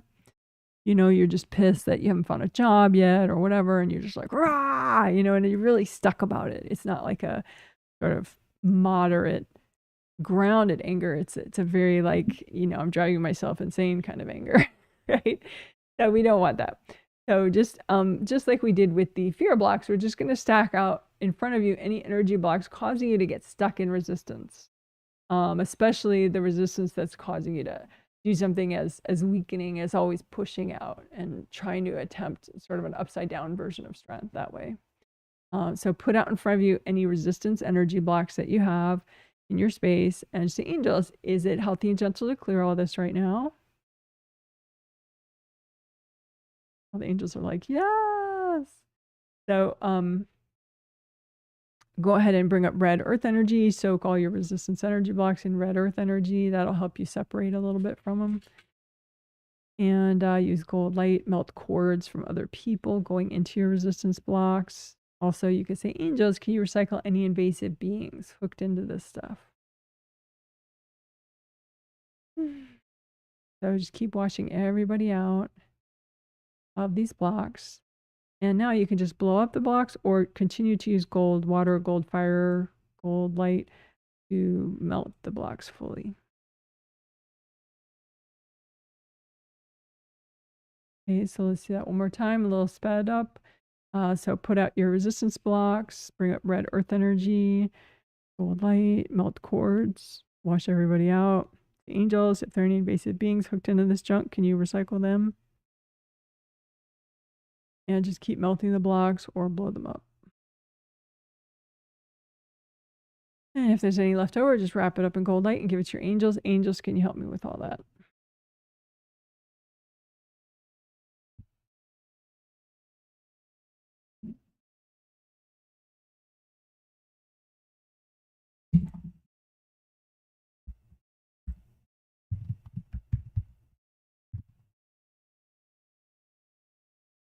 Okay, so then we'll do non-resistance flowers, just to help you nourish and have more non-resistance. So non-resistance is the opposite of resistance. It's just like a nice flow, and you sort of center and relax and let go, and that'll also relieve a lot of pressure in your space. So your chakras can do a better job, so you can generate more energy, so you be stronger, right? Because the volume of your energy is a big determining factor in how strong your boundaries are. So non-resistance, we're going to nourish with these non-resistance flowers. So just make a whole bunch of energy healing flowers for yourself using universal healing energy, and make these flowers gold and or rainbow colors. And tune them to whatever vibration is your version of non-resistance, your personal non-resistance. And then just say, angels, can you please check my flowers? And give them to yourself. Nice deep breath.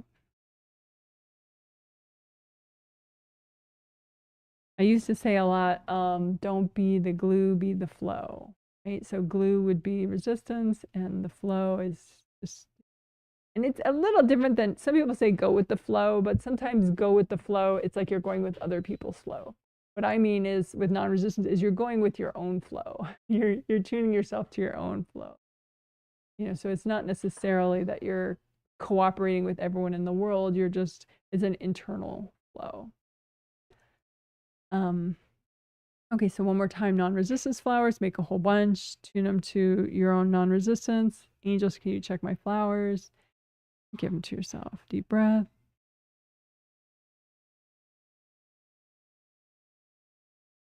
All right, good job, good job, good job. Woo! Do some butterflies. Yeah.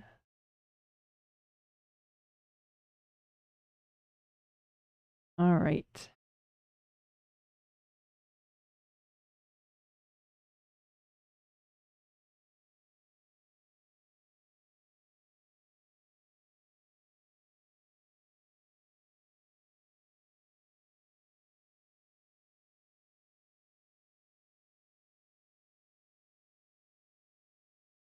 So I'm gonna look. I'm gonna look for a second to make sure of what we're doing next.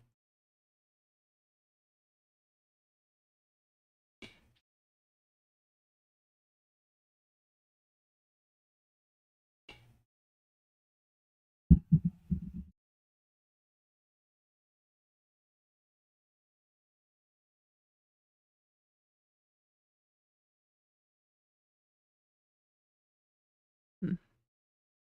Yeah.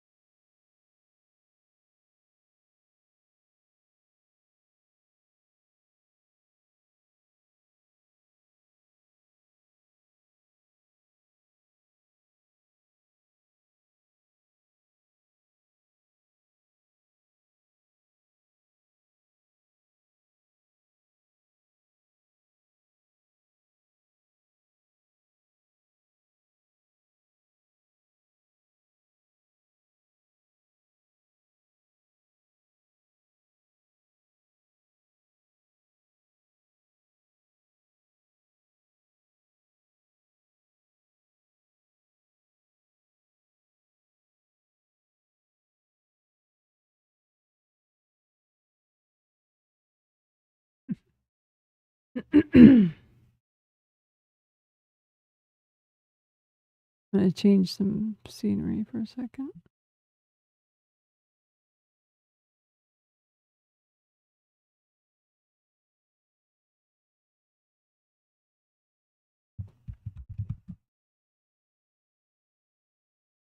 Okay.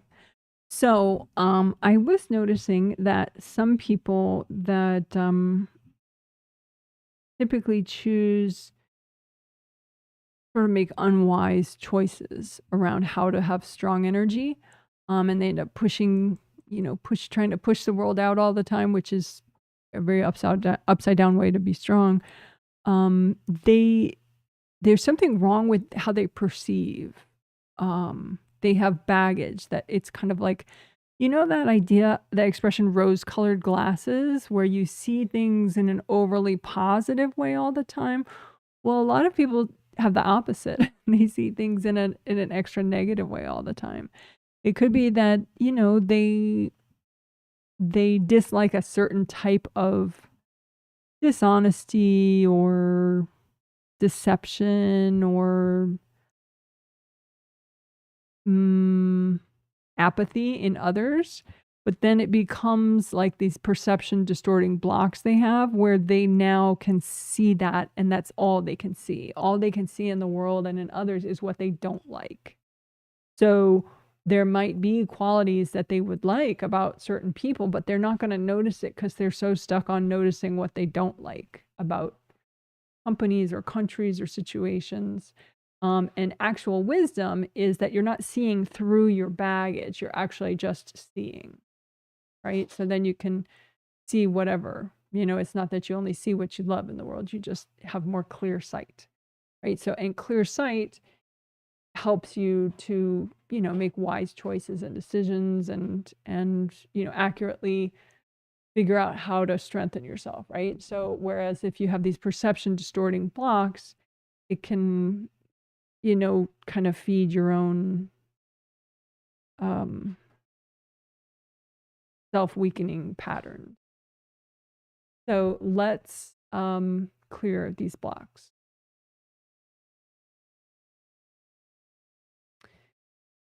Right? So just put out in front of you. You can make a big gold blanket out in front of you if you want, and put the blocks on top of the blanket, or just make piles of blocks. You don't need the blanket.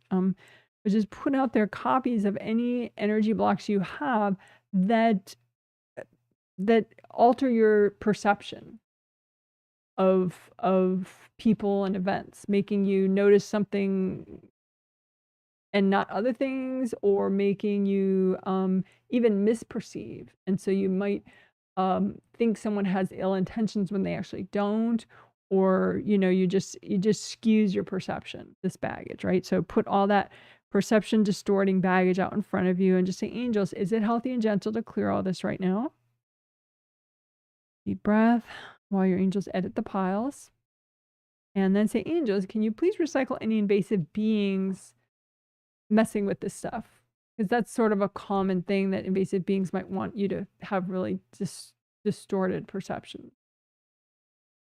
So just have the angels clear the beings out. And now you can just melt everybody out. You melt the cords going into these piles. Melt the cords going into these blocks, and with gold light from your hands. And just keep melting the blocks away till they're all gone. Or now that you've washed everybody out of these blocks, you can blow them up too, if you prefer. If you have any left over, any perception distorting blocks still out in front of you, just wrap them up in gold light and give them to your angels. Say, angels, can you help me with these? All right, so we'll do that one more time, a little faster. So big gold blanket out in front of you, pile onto it any energy blocks or baggage that you have that distorts your perception of the way things are. And just pile all that baggage out and just say, angels, can you please check, is this healthy and gentle to clear all this right now? Deep breath while your angels double check. And then your second request to the angels, angels, can you please recycle any invasive beings that are hooked into this stuff? Deep breath while your angels do that. And then now just melt the cords from people going into this baggage. It's really easy for people to subconsciously cord somebody else's baggage. So you don't have to worry about who it is, why they're cording, blah, blah, blah. Just melt all the cords and melt everybody out of these blocks with gold light from your hands. Just melt everybody out.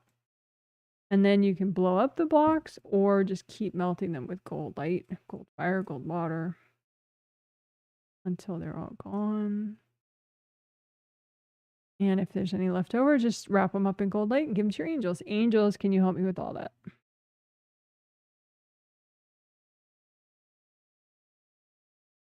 All right, good job.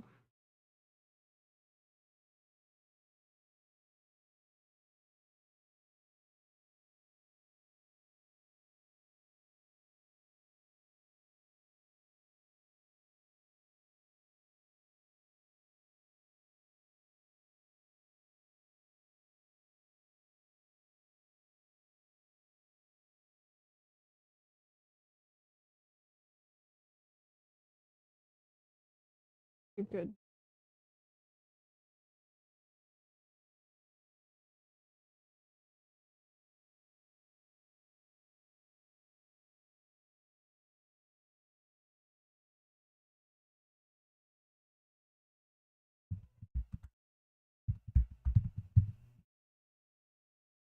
Okay, we're going to unblock sinuses and then we'll wrap up. So this will be like the last thing before the wrap up. Okay, so this is an image of your sinuses and your nasal cavity. So your sinuses are hollow parts of bones that you have in your head. And so I'm gonna take off my glasses. Motioning eyes. So all those colored areas in the diagram, those are sinus cavities or sinuses. And then your nasal cavity is like if you follow your nostrils inward, there's a big cavity there, like an empty space. That's not a hollowed out bone, and that's your nasal cavity. So all those spaces, the hollowed out parts of bones shown in the diagram, and then the nasal cavity, that you want to unblock all of those. So just run lots of gold light through them. You can bring up red earth energy. So come on, red earth energy. Comb through them and outward into your auras in front of your face.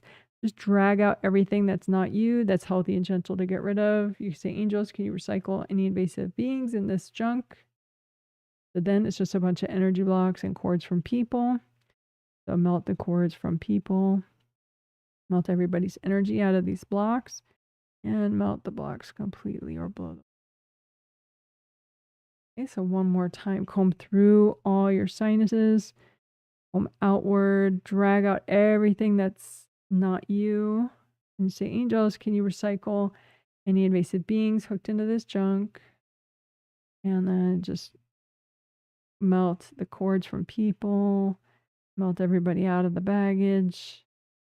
And melt the baggage completely. Take a deep breath. So comb through your auras in front of your sinuses and just see if you feel any like, there might be a big block somewhere. And if so, or there might be several along the way as you comb outward.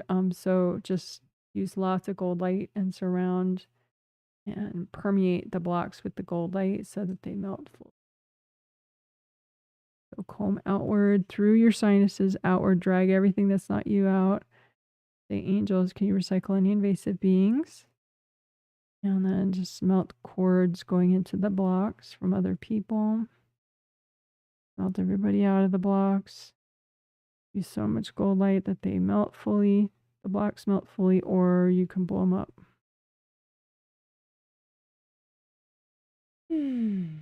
All right, great job, great job. Now I can put my glasses. Good to see. Oh, right.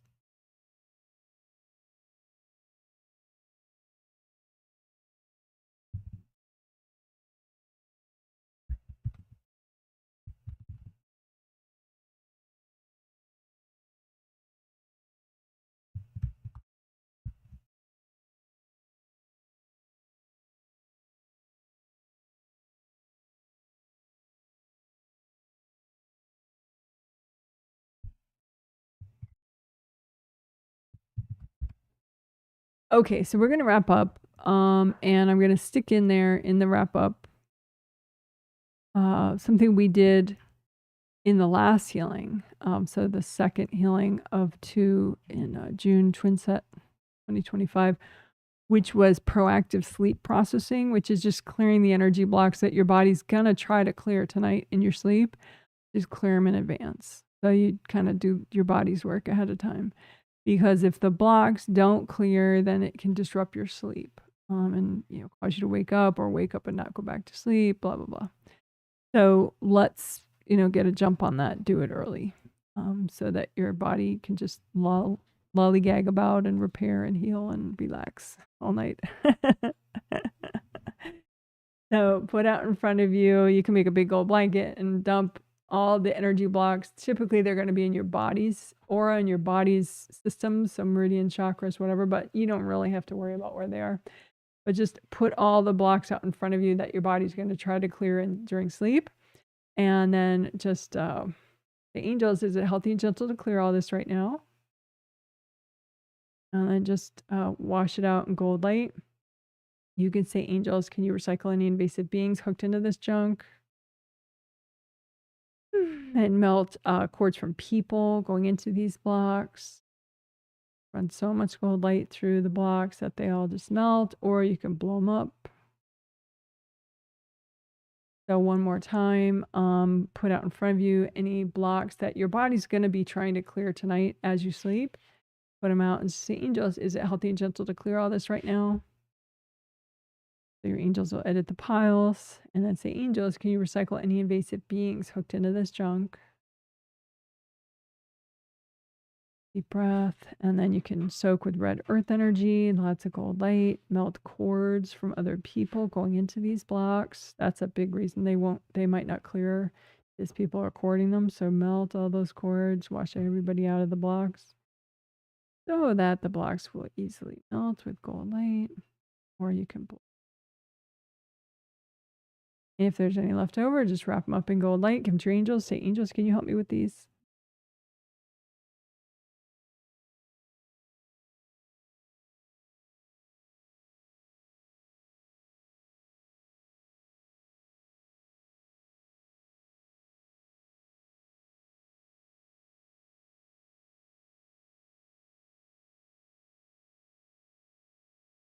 So now we'll just do a general unblocking of all your major chakras, because again, today and really probably all month, I'm talking about how the volume of your energy translates directly into having stronger boundaries. And so how much energy that your chakras are able to produce and how much you're able to keep within your space because, you've repaired everything, right? So just wash, gold light all the way up and down your spine. Have a copy out in front of you of all your major chakras, 7 astral and 7 physical, and just unblock them. Melt enough blocks that your chakras have an easier and easier and easier job. And gold light through all your auras so that your chakras don't have to work so hard to keep energy circulating. Again, these are major chakras we're working on right now. Home through your auras. Melt the blocks.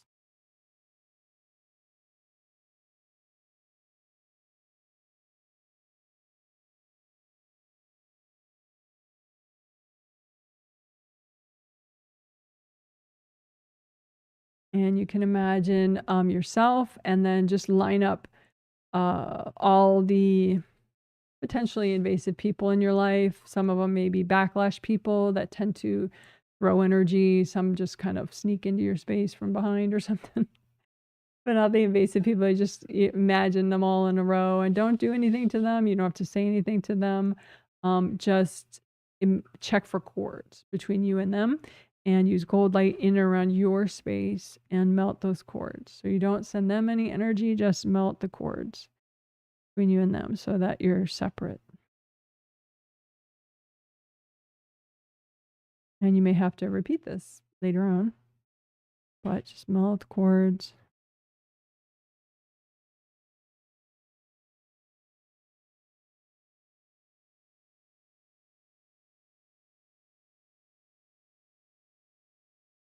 And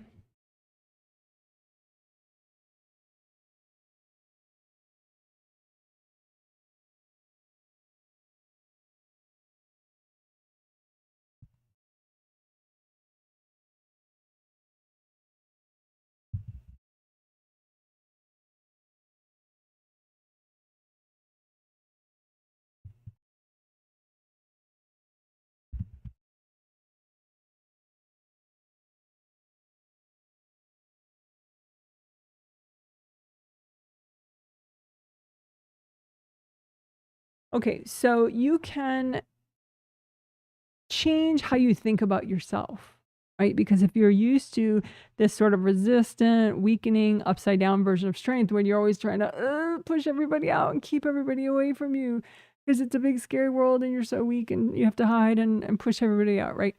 So if you want to change that, you want to just, not hide, just be strong. Just have your flow, live your life, have your peace, have your serenity, have your wisdom, work with your angels to be safe, stay grounded, that kind of just non-resistant, wise strength. Then you may have to create those ideas for yourself, remind yourself of what you want. What kind of strength do you want? And create those ideas for yourself.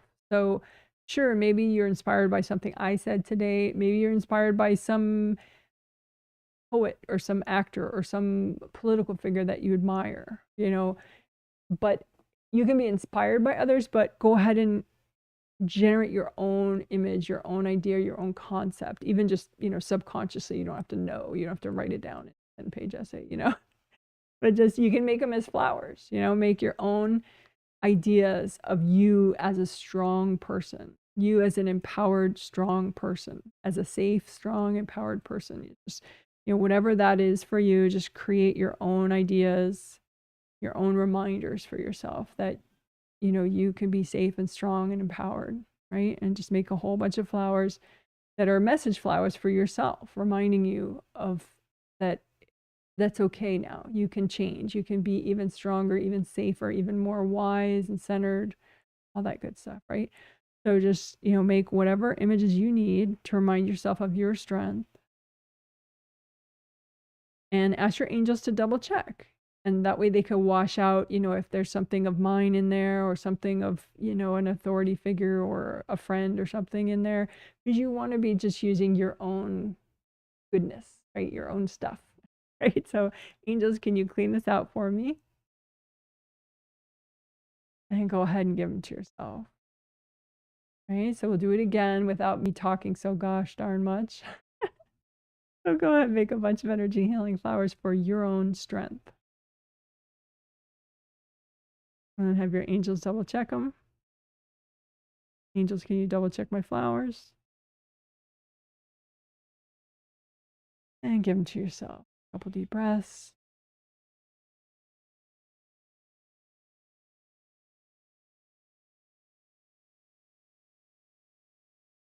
All right. So comb through everything, unblock your grounding, make sure both your groundings are nice and wide and unblocked and flowing. Even in the back, all the way down to the core of the earth, melt the blocks in your groundings. Comb through all your auras. And align your chakras, the major ones in your spine. Just use a nice big wide flowy band of gold light up and down your spine. So all your major chakras click into alignment.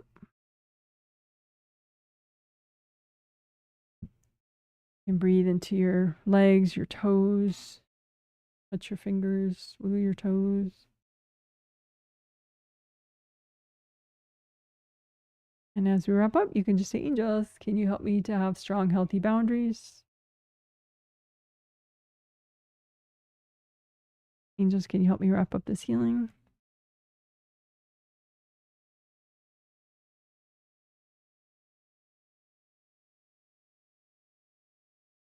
All right, good job. Woohoo! Okay, so we will I will take a bathroom break and you could too if you wish. And then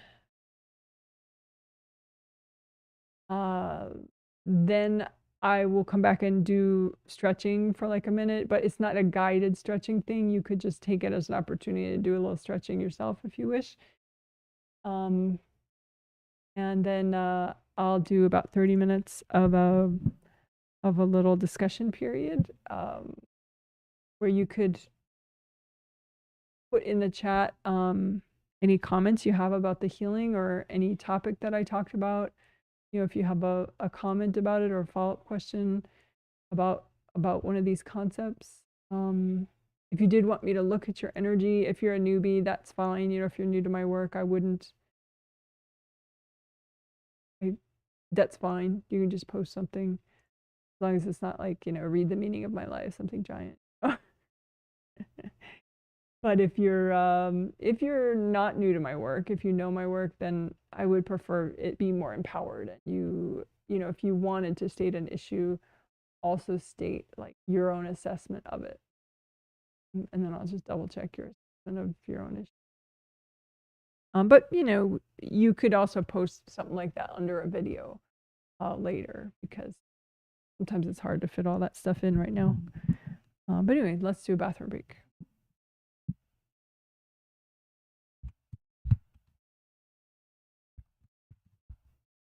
And I'll get rid of the camera just for the break. See the water.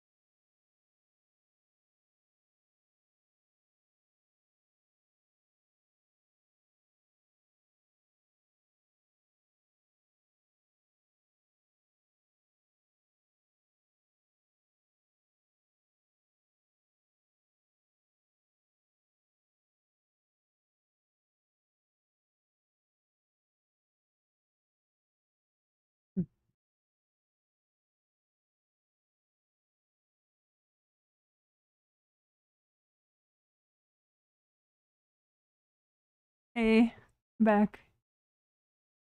So I'm gonna just do stretching for a minute, and you could too if you want. Do your own stretches. You don't have to do what I'm doing, obviously.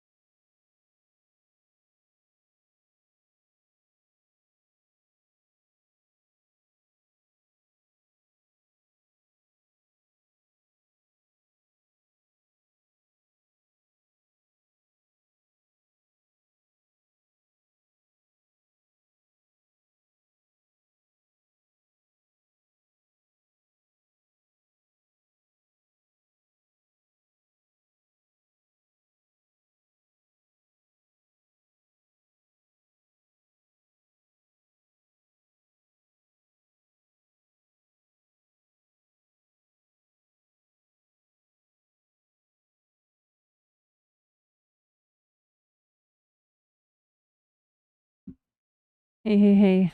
I'm back. So I hope you had a good break. We did.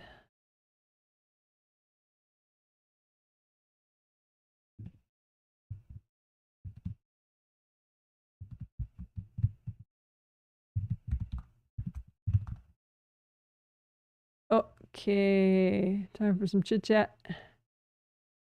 Chit chat, chit chat. Alrighty.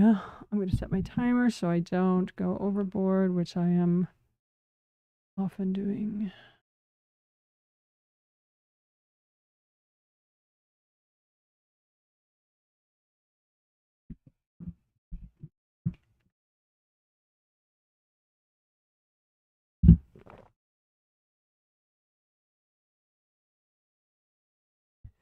All right. So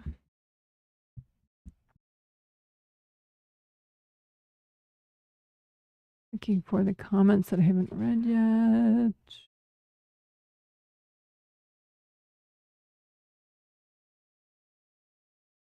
Someone says hello from hot Phoenix, Arizona in the US. It is gentle today, 95 degrees after rain yesterday.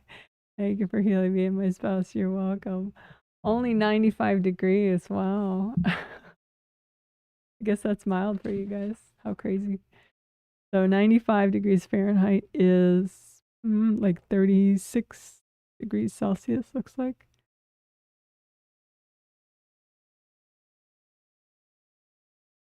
Alrighty. Yeah, 96 for us would be a big heat wave. 95 degrees. Someone says, a question. I already read that one. Oh, yeah, because the angels wanted me to read it during the healing. Okay. And that person says, thank you. Thank you. That makes sense. Different little emojis, liked and shared. Yeah, if you could give the live stream a thumbs up, even later as a video, it does help.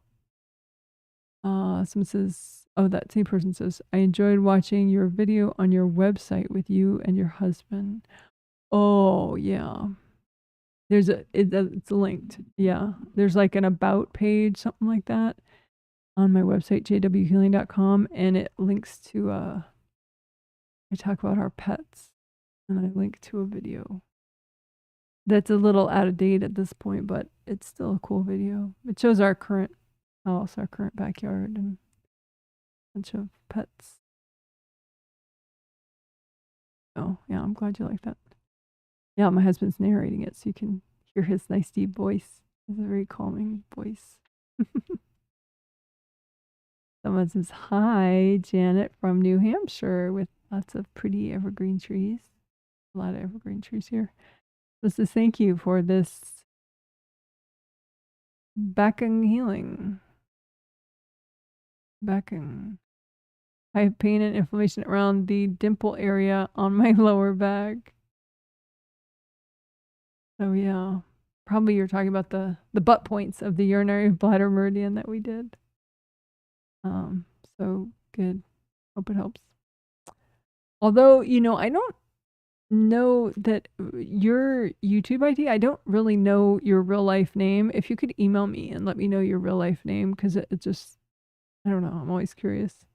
Because I don't think you're one of the people I'm healing, but maybe you are because I don't know your YouTube ID. But I'm thinking you're not. So you're just healing yourself, which is fine. But I'm just curious if you could email me and say, okay, well, this is my YouTube ID and this is my real life first name and last name. Just to say hi. It'd be nice. So my email address is janet@jwhealing.com. All right. Someone says, I feel like I just went on a calm autopilot. Hello from Las Vegas. Well, that's nice. Good. Glad the healing helped. Someone says, slightly more zoom into the points would be helpful. Oh, okay, good. Good to know. I'll create a different image that I can use next time.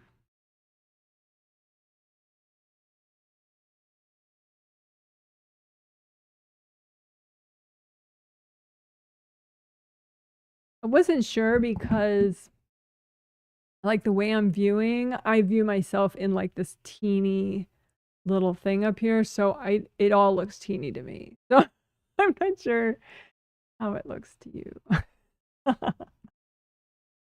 So, but okay, I'll make a zoomed in image for next time. For the butt points of the urinary bladder meridian. Someone says, seeing the numbers helps me. Oh, good. Yeah, maybe I'll make some kind of one with the numbers and the zoom in.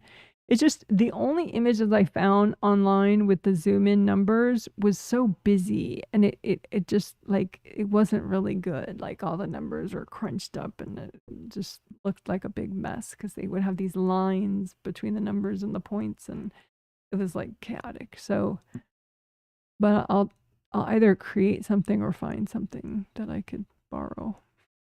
We'll see. But I'm glad seeing the numbers help. Thank you. You are so generous. Well, thank you. Glad you're watching. I learn a lot from you, and thank you so much for that. Yay! Well, that's nice. I do 5 of these live streams every month. This is the first of the month, and schedule and the themes are all on my website, jwhealing.com. The next healing is on Sunday. This is a set of 3, the triplet. So today's Thursday, then there's Sunday, and then Wednesday. And then the next set is later this month on a Thursday and Sunday. And that one actually is still for sale. If you did want me to heal you, you could purchase the July twin set or August sets on my website right now. But otherwise, you could just heal yourself and not have me heal you, or both. Someone says, thank you, Janet. Feel clear and calm. Loved the resistance work and perception distortion blocks. Yeah, those are big for me. Those are big for everybody, but most people have no idea about that because, you know, you only know what you know. And so you don't know that your distortion, you know what I mean? Like you can have an intuition, but most people don't have the humility to have that level of intuition. You know, they want to be perfect, or they have too much shame and guilt, so they don't want to know, you know, it becomes so negative and heavy and weird, you know. But yeah, that would be a great thing for everybody to do, really, if they were to do it. If they were to take it seriously as something that could benefit them. But like I said, most people are gonna be like, I don't have distorted perception. That's like that expression, the more you know, the more you don't know, something like that. But anyway, okay. Someone says, so those perception distortion blocks, hopefully that'll be its own chapter.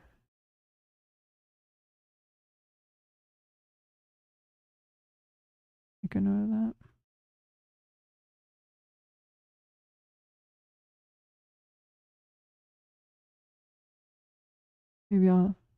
Maybe I'll make a video out of it too.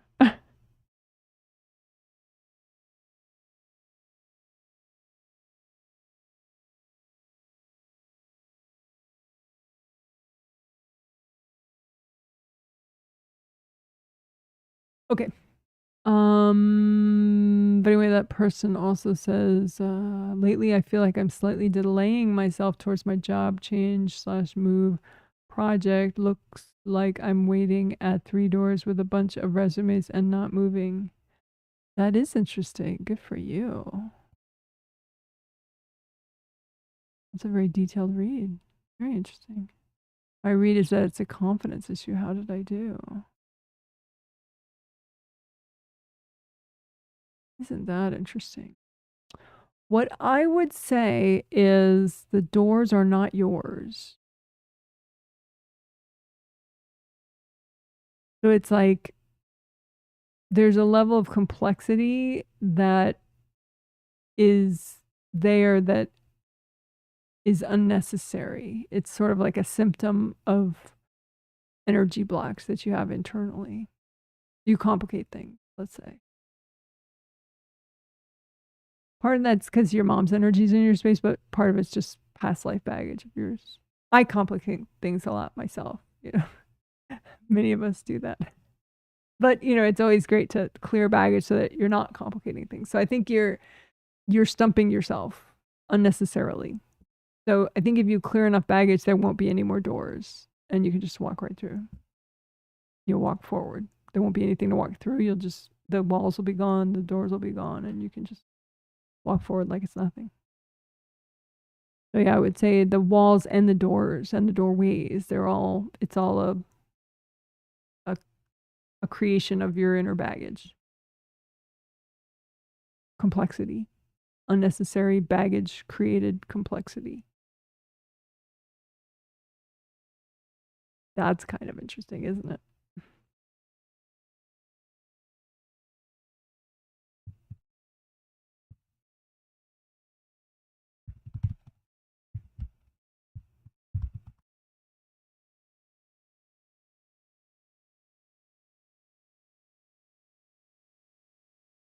Yeah. I'll put the dots in front. Remind me that this question started like a couple minutes before. But hopefully I'll make that its own chapter.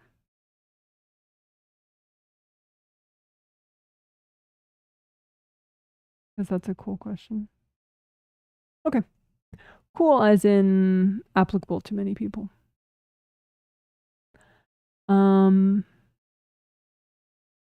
Okay. So I hope that helps.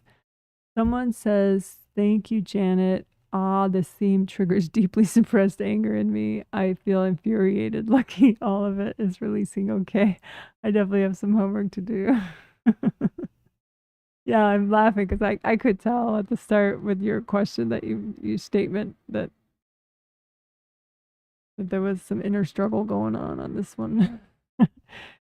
So that's cool that you have the self-awareness to realize that it's just a topic that you could work more and benefit a lot from.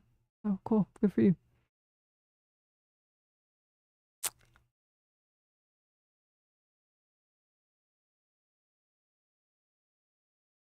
And yes, I agree. This would be a good one to keep working for you. I mean, for most people, it's such a, like I said, the strong boundaries is such a foundational thing. And the pushing out as a way, as a upside down attempt at strength is very, very, very, very common. Okay. Someone says, I have a strong self-image, but I do struggle to let go of my frustration at injustice.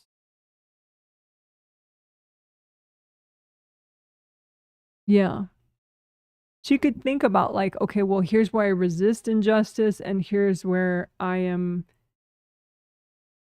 aware of and centered. I'm centered in my awareness of injustice. You see what I'm saying? Like if you clear enough of your triggered blocks, then you can be aware of injustice and be very, very present and very safe and very strong. You see what I'm saying? Where like the whole like, I mean, you know, it's interesting because sometimes politically people will be like, oh, but if you're not angry right now, if you're not furious, you're not paying attention. But I disagree. I think that some people who are not furious are not paying attention. That is true. But I think that you can be very centered.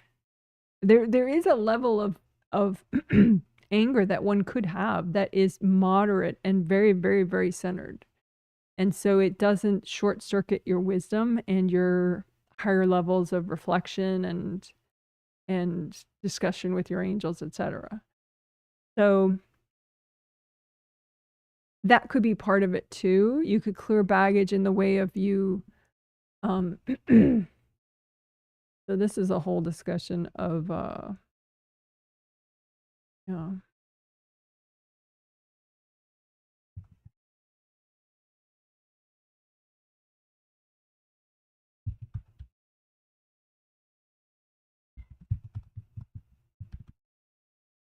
So the idea of moderate anger, you know, having anger that you can be present with, that it's moderate. It's not like a whole bunch of repressed anger that, you know, so if you can clear enough backlog of repressed anger, like it could be that you've had lifetimes where you just repressed all your anger about injustice. And so when you repress anger, it becomes like a minefield, you know, and it can blow up at any time. You know, it can get triggered. There's a lot that could be triggered, you know. And so that could be part of it. You have a lot of repressed anger about injustice that just triggers and flares up. But you don't really have to go in that detail. You can just say, okay, well, what allows me to, you know, have an uncentered awareness of injustice versus a centered awareness of injustice. You know, because in order clearing all that would you know, do all that little things I said at the same time. You know, so just clear baggage so you can have a centered level of awareness. If that makes sense. Someone says, hi, Janet, been sick again, had biopsy and recovering. Worried about outcome. Anything I can do to help?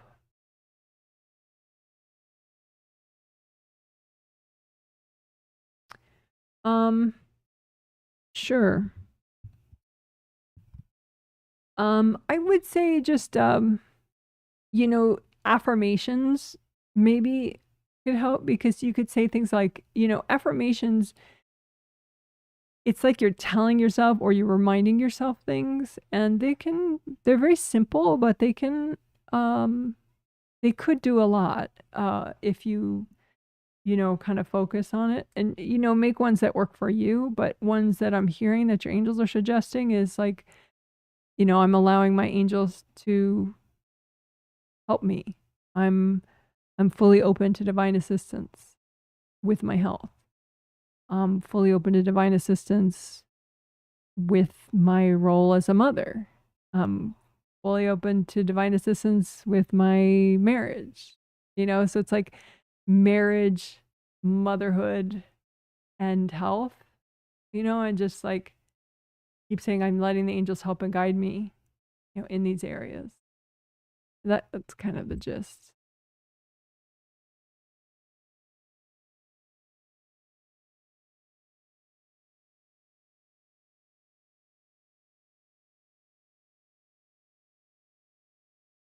You look pretty mellow about the biopsy and the results, the potential results.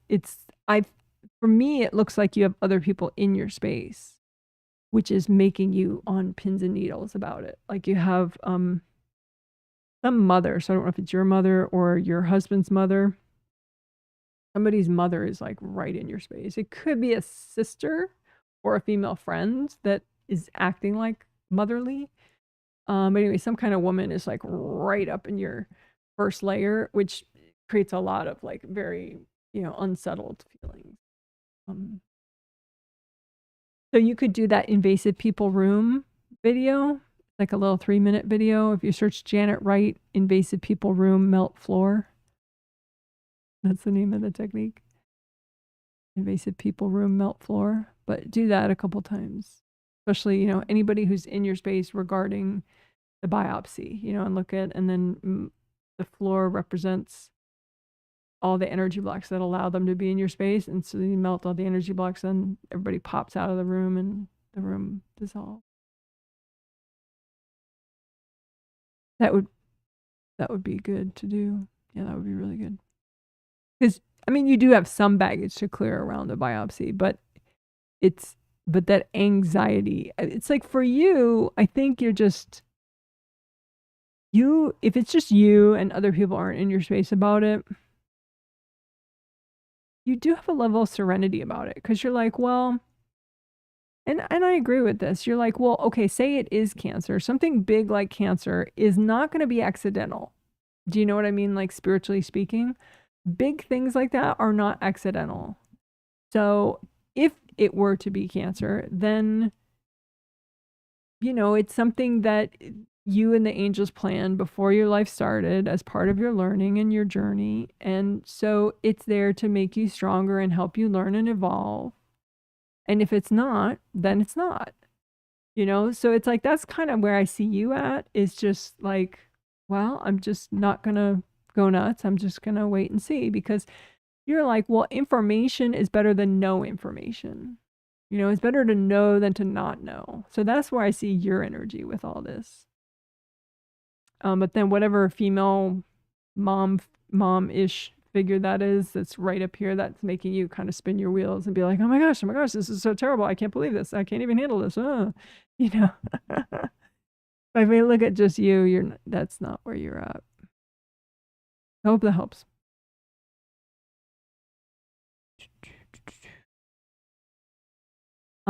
Somebody says, thank you for the healing. You're welcome. And you're mentioning your spouse seems calm but tired. I think I'm in 7 through 2, chakra 7 through 2. Feel a touch tired / cranky, probably more from long trip. My mom might have whacked me from being triggered from my move.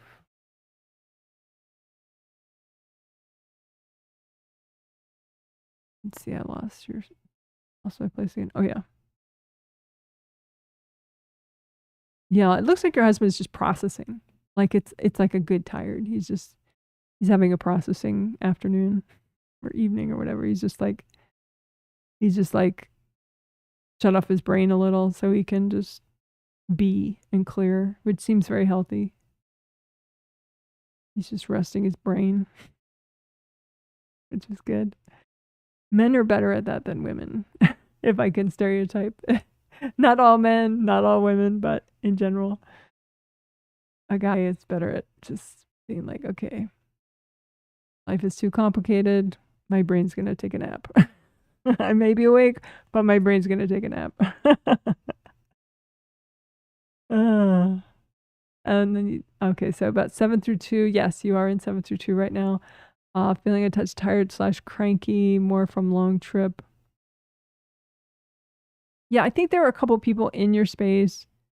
Because, like, I think you want to do what your spouse is doing, like turn off your brain for a little. Just watch something stupid on Netflix, or, you know, put your feet up, have some takeout, you know, just listen to some music over and over and over again that you like, or, you know, something like simple. And just so you can kind of catch up, you know? It's like the image that you're showing me is like cloud watching. I mean, I don't know what time it is of day and if that works with the weather you have right now, but it's sort of like the energy of you just sitting back and watching the clouds for a little, like just, you know, clock out of the busyness of your life. So I don't know if that's possible for the next few hours, but that does definitely look like what you would like. And I think you could do that invasive people room technique as well. Just anybody in your space that's kind of harshing your mellow, you know, and in the way of you just having processing time, you know, so you can catch up with the change and just chill, you know. And so do invasive people room, and the floor represents the baggage that's allowing these people to get in so easily, and just melt the floor so people pop out. I should link that video since I keep talking about it over and over. For those of you that don't know, it is in my short video playlist, which is featured on my YouTube channel page.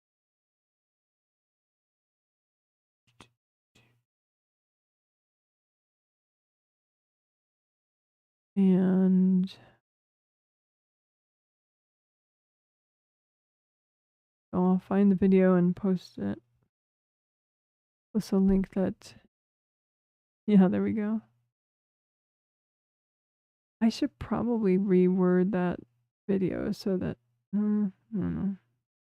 The title is Clear People Out of Your Space in 3 Minutes. Invasive People Room, Melt Floor Technique. But if you're just viewing on a cell phone, you only probably see clear people out of your space. Maybe. Whatever. Let me know if you want me to change the title of that. Anyway, it's only a 3-minute video. And the link is up in the chat.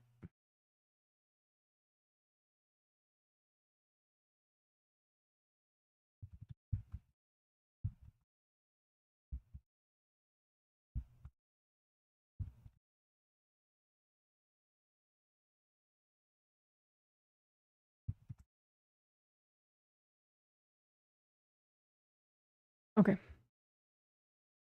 Someone says, thank you, Janet. I'm feeling mellow. Oh, good. I'm getting a little headache, but can tell it's coming from the hubby.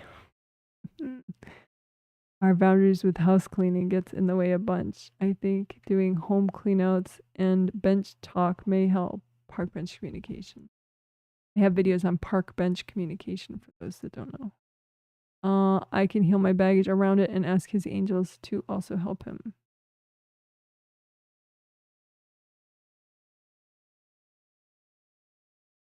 I'm not sure what you mean by our boundaries with house cleaning gets in the way a bunch. Are you telling him that he doesn't do enough cleaning? Are you guys trying to clean the house together? I'm not sure what you mean by that.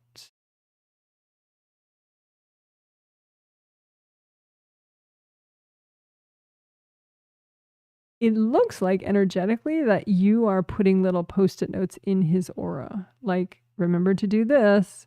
Don't do it this way. Do it this way. You always forget to do this. You always do it this way, and that's not helpful. So you're communicating to him in an invasive way, like with these little messages that have your energy, and you're placing them in his aura. So it looks like he's got all these post-it notes from you. And so the first couple post-it notes, he just rolls his eyes and gets resistant. And then, but then there are too many post-it notes, so then he starts whacking you. So you can make a big gold sun and call back, use a gold sun like a magnet and call back all the post-it notes, all the invasive communication that you've given your spouse about cleaning or about whatever. And then just, blow it all up.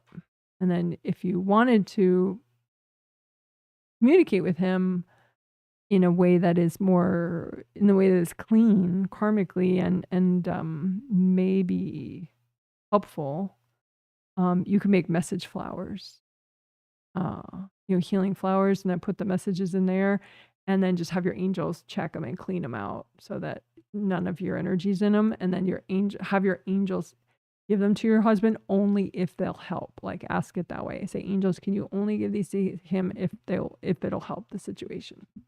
And that way, because sometimes it's like, yeah, no, don't even. But sometimes it's like, no, yeah, we can word that a certain way and it will work okay. But then they're not going to place them in his aura like you've been doing. They'll put them at a respectful distance. So I would say angel assisted message flowers would be a better option. Park bench, I don't think that the angel assisted message flowers is even better, because then you're not even around when the angels decide whether or not they should give it to him. All right. Someone says, hi, Janet. Thank you been more relaxed during meditation by practicing nature awareness. Oh, that's nice. Yeah, that's something we've been doing recently. For those of you that missed it, in the twin set, we did it in the second healing, I think. Maybe the first. In June we did it. Last month.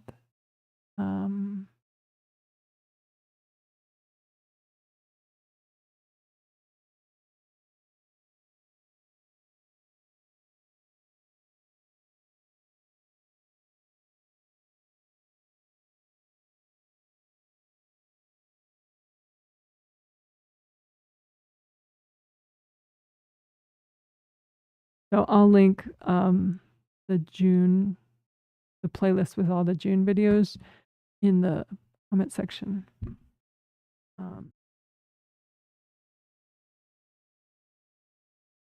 But yeah, I'm glad that has been helping. That's great.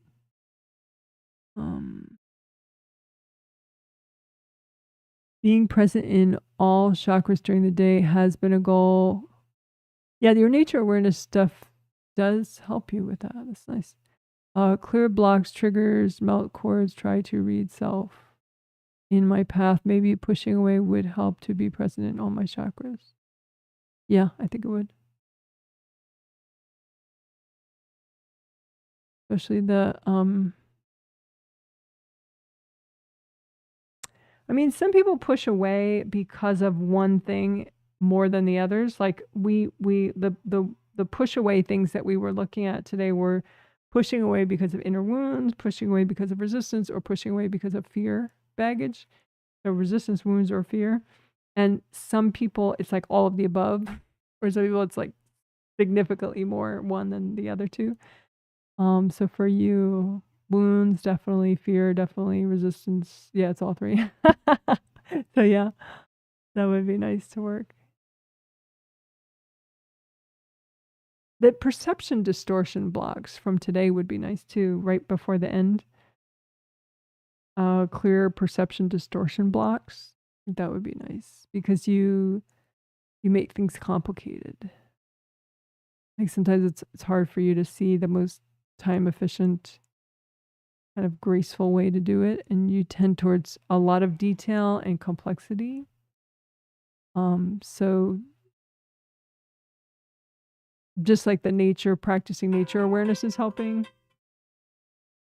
I think also the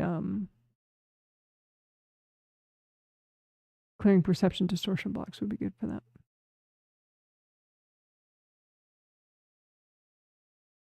So I hope that helps. Someone says, hi, Janet. Thanks for the healing. You're welcome. I had the strangest dream that something was injected into the bottom of my skull. Wow. Good karma windows area. Welcome and cleared the area. Now, how cool is that? I mean, disturbing cool, but still cool. Wondering if you have insights. I think I was too triggered to read the meaning, but I went ahead with clearing and healing when I woke up. That's great. Yeah, so with dreams, they could be message dreams, like your angels are trying to tell you something, or it can just be, gobbledygook images that your brain is stringing together as it clears energy. It could be a real astral memory of something that happened. So there's astral memory. Okay, so all right, I should write it down.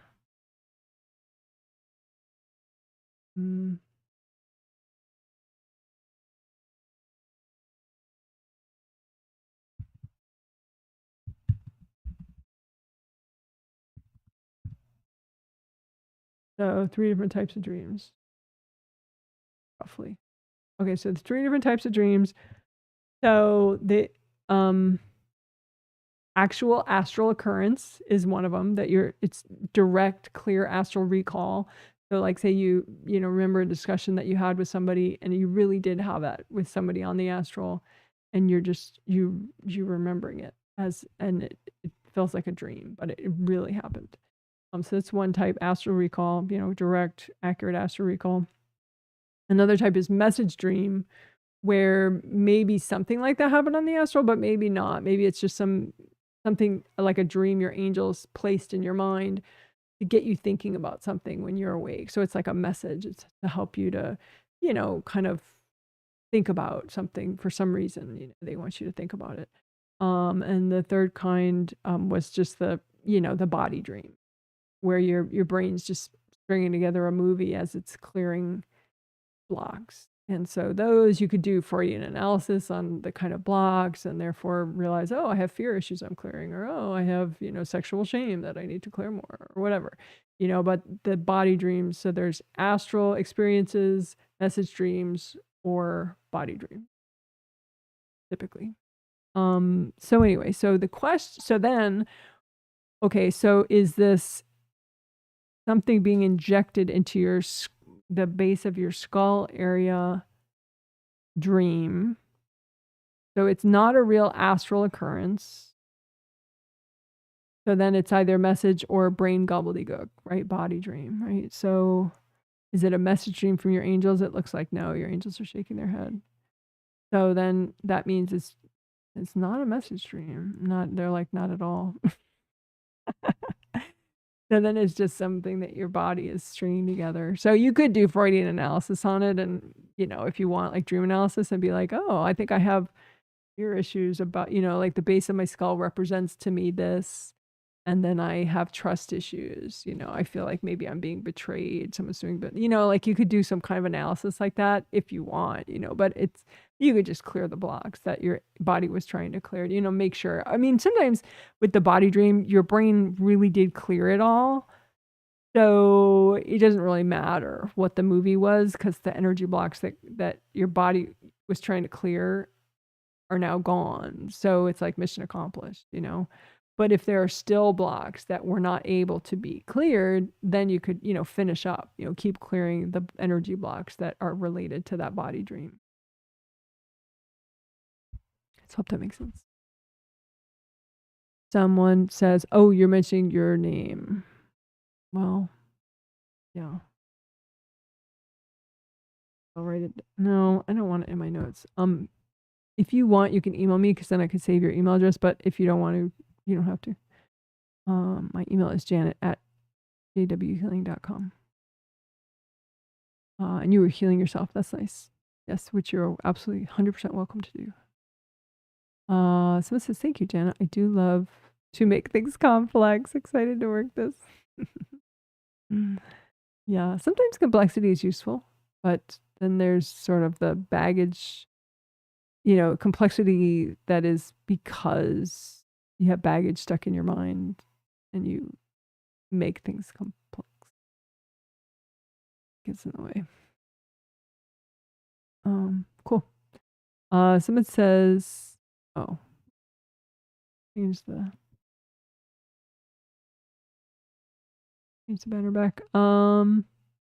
This is, I feel I had been whacked at the first chakra recently, but did a lot of clearing recently. Do let me know areas to improve. Okay, well, I can double check your work that you did on your first chakra. That I can definitely do. And I feel like that's empowered enough because you did all the work and I'm just double checking your work. So that's fine. Letting me know areas to improve. I would prefer that you read your own areas to improve, and then I double check and I add to it if there's anything. So you can, because you're definitely a veteran, so you can comment under this video or any video with that. You know, here are the areas I think I need to work on according to my angels and my own wisdom, and then I'll just double check what you say. Because if you're not able to do that, that's kind of a thing, and you know, that we could work on. And if you are able to do it, then I can just double check your work and validate that process for you. Okay, so anyway, your first chakra work, yeah, it did get both astral and physical got whacked, and your second chakra physical got cracked too. Because it's like, you know, keep in mind like the location.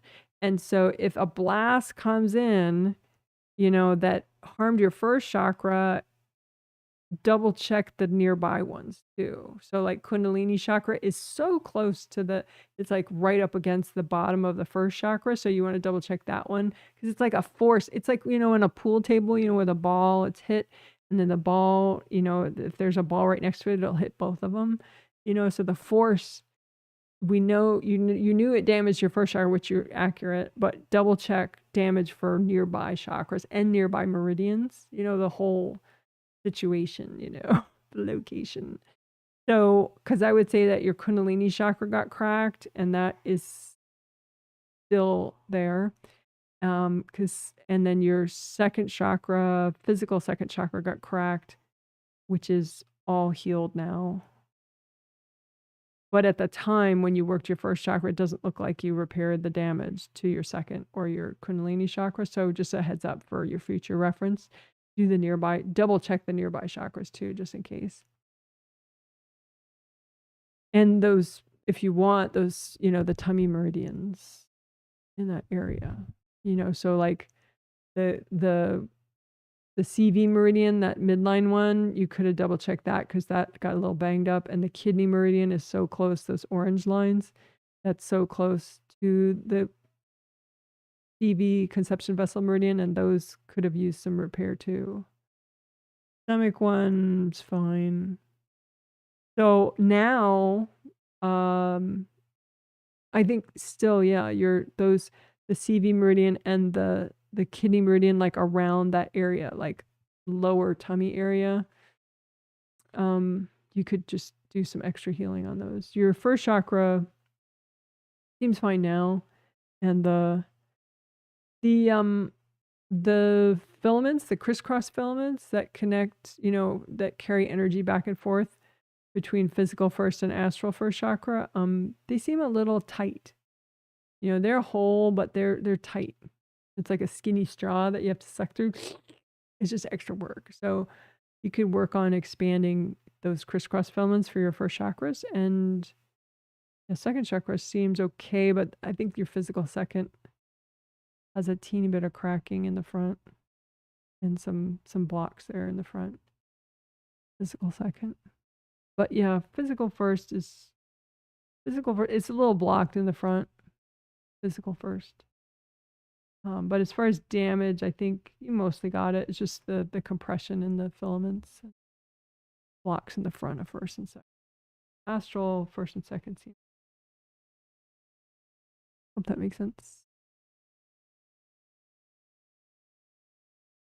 Oh, right.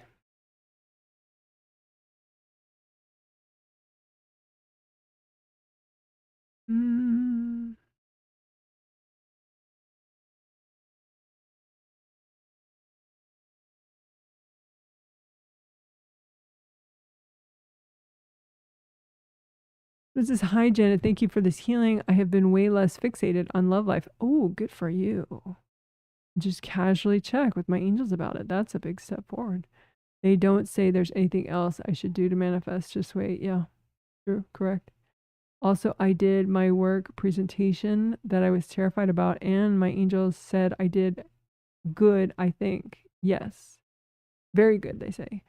I cleared a lot of energy from back of auras to prep for that. What a rock star. Yeah. Yeah, you were way more present than even the last time you had done a work presentation. Which is nice. I think it gives you a chance to clear, fear of authority and, self-esteem issues, and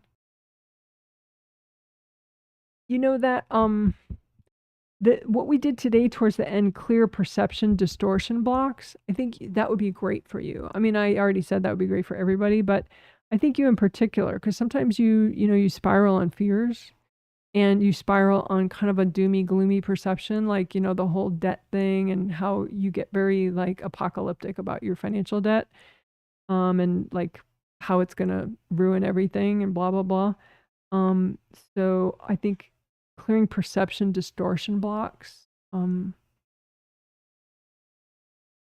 be great with that.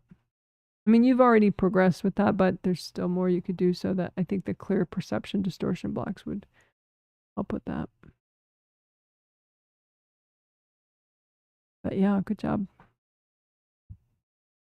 Someone says, it's interesting how the angels nudged me to work emotions, dumping grounds specifically, just before this healing. That helps safety and overall presence. Am I in 722 right now? Yes, you are. Yeah, well, that's good. Yeah, and also next month's healings are specifically on second chakra stuff, emotions, sexuality, sensuality. So maybe they're trying to get you to work on it more now so that you're less resistant, so that you can make even more progress once we actually do the emotions healings next month. Because if you're like so triggered about, you know, a shit ton of repressed anger, then, you know, it would be hard to really enjoy the healings next month. So that's nice if you start working on it ahead of time. Clearing emotional baggage. Dumping grounds where people have dumped stuff in your own emotional layer. Yeah. Yeah, but you also have just like, you know, you could clear unprocessed grief. Because grief is like a big conglomeration of a bunch of stuff that impacts emotions and impacts a lot of stuff. It says, thank you for your email address, Janet. I am a slow emailer. I never email. I can try. Well, totally up to you. If you ask, then I could put you on my news email list where I email every month on the 15th to remind you of a new batch of sessions up on the purchase page if you want sets. Or I could, but I would only add you to my news email list if you ask for that. Email and ask to be added to my news email list. You could email and ask to be sent the free 2-page chakra handout, which is an email attachment, and it just lists all the 7 major chakras and what each one, like the qualities of each one, the location of each one, the ideal color of each one, may be of interest to you. That's the free 2-page chakra handout. Someone says it's interesting how the angels nudged me to work emotions. Oh yeah, I already read that. Sorry. Makes perfect sense, Janet. My brain was fizzing in the dream, so fizzling in the dream. So I hope it got everything out. Haha. We'll clear blocks too. Thanks. Yeah. Cool. Yeah, about your body dream. Someone says I can try. I can try. You act like emailing someone is the most hard thing you could possibly ever do. Yeah, you don't have to stress yourself if it's that hard. Never mind.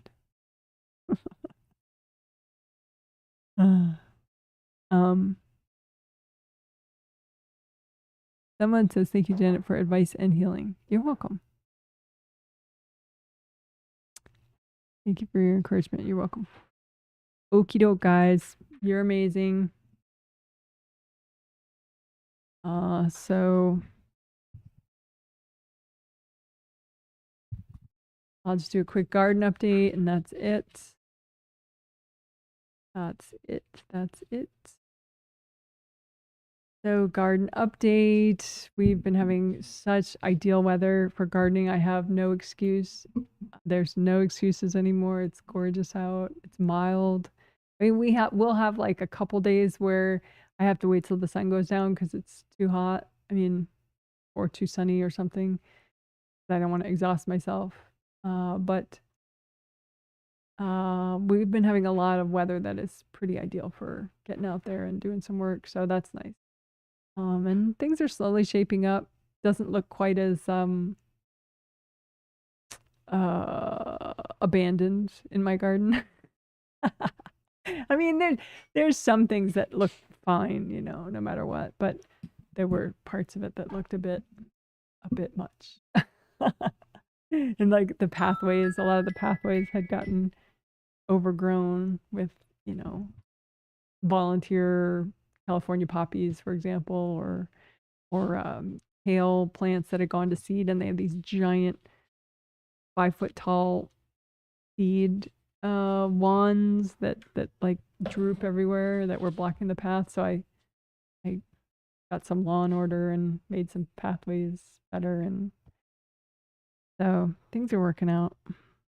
Some of my tomato plants were not so happy. I got all my tomato plants in the ground that I need to, but I have a couple spares still that I don't really need. But 2 of my tomato plants in the ground are not, maybe not happy. We'll see. I'm giving them another day to tell me what they want, because if they're not going to go for it and thrive and make a bunch of tomatoes, then I can swap them out with some spares that I have.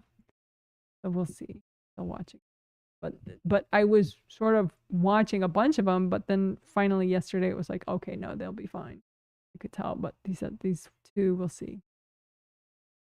But anyway, so cool stuff. So, but there's still lots of stuff to plant, but this year, unlike last year, I'm pretty chill about it. So, you know, I can only do it at the pace that I can do it, and that's that. And I'm not gonna, you know, feel like a failure over it.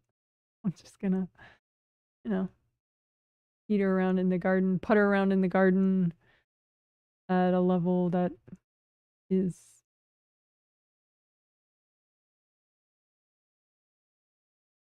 comfortable. All right, guys, you're amazing. Someone says, thanks, Janet, with lots of really cool looking emojis. Planet emoji with orange and purple. Orange and purple is one of my favorite combos. The thumbnail for this healing set has orange and purple in it. When I was traveling many years ago in Guatemala, there's this place in Guatemala that, you know, they like embroider these the women there, the indigenous women there, they have these blouses, and they're like full of flowers on the around the shoulders and chest, and huipiles, and they like, depending on which town they're from or village they're from, the flowers will be different colors. And there was one place, I want to say it was Chichicastenango, that had like blue and like a pumpkin-y orange, no, purple and like a pumpkin-y orange flower combination. It was so cool looking. Anyway, talk about sidetrack.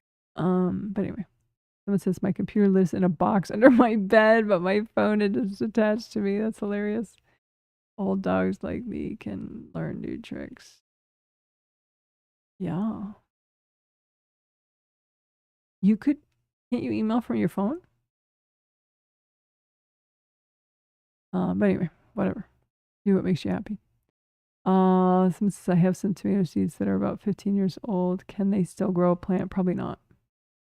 You can Google how, you know, for how many years are tomato seeds still viable? You know, because different seeds are viable for longer or shorter periods of time. Like, fun fact, there's this invasive shrub called Scotch broom, and their seeds are viable for an insane amount of time, like 60 to 80 years, which is part of why they're so invasive. They have pretty yellow flowers, but they're like crazy invasive. And so you'll see like entire hillsides where they've just taken over. And they're a real problem in Washington State. But anyway, but that's very unique. Usually with, you know, domesticated vegetables like a tomato, you know, maybe it's good, the seed is viable for 3 years or 5 years or 2 years or whatever. But you can Google a specific type of seed and see for how many years it's viable. And, you know, say it's, so 15, I don't know. But like, say it's sort of in that gray area, maybe it's viable, maybe it's not. You could just plant a whole bunch of seeds and maybe 1 or 2 of them will come up. But you can buy new seeds. Seeds are really cheap. If you're in the US, there are so many good options, but one of them is rareseeds.com, which is Baker Creek Seed Company, which some people say they're not politically correct enough, but I'm not really into that. I mean, I think there are farmers that are just not politically correct, but they have good plants and good seeds, and I'm okay with that. And they may be politically correct. I think they had an employee at some point who said some very politically incorrect things. But I have no problem with it. So anyway, that is one of the places I get seeds from. And tomatoes, they would probably have lots of good tomato options. Rareseeds.com. They're located in the south of the US, and I'm in a different part of the US, but I don't find any problem with their seeds.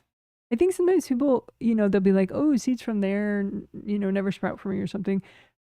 But then I'm like, well, but they always sprout for me. So I'm thinking that sometimes people just are bad at sprouting seeds and they blame it on the seed company. But who knows? Someone says, just curious, are your favorite colors deep blue and purple? Well, deep blue is a 6th chakra color, so I kind of dig that. I mean, it's like an ideal 6th chakra color, so that's part of why I like cobalt blue. I tend to prefer, upper chakra colors like green, blue, and purple type colors.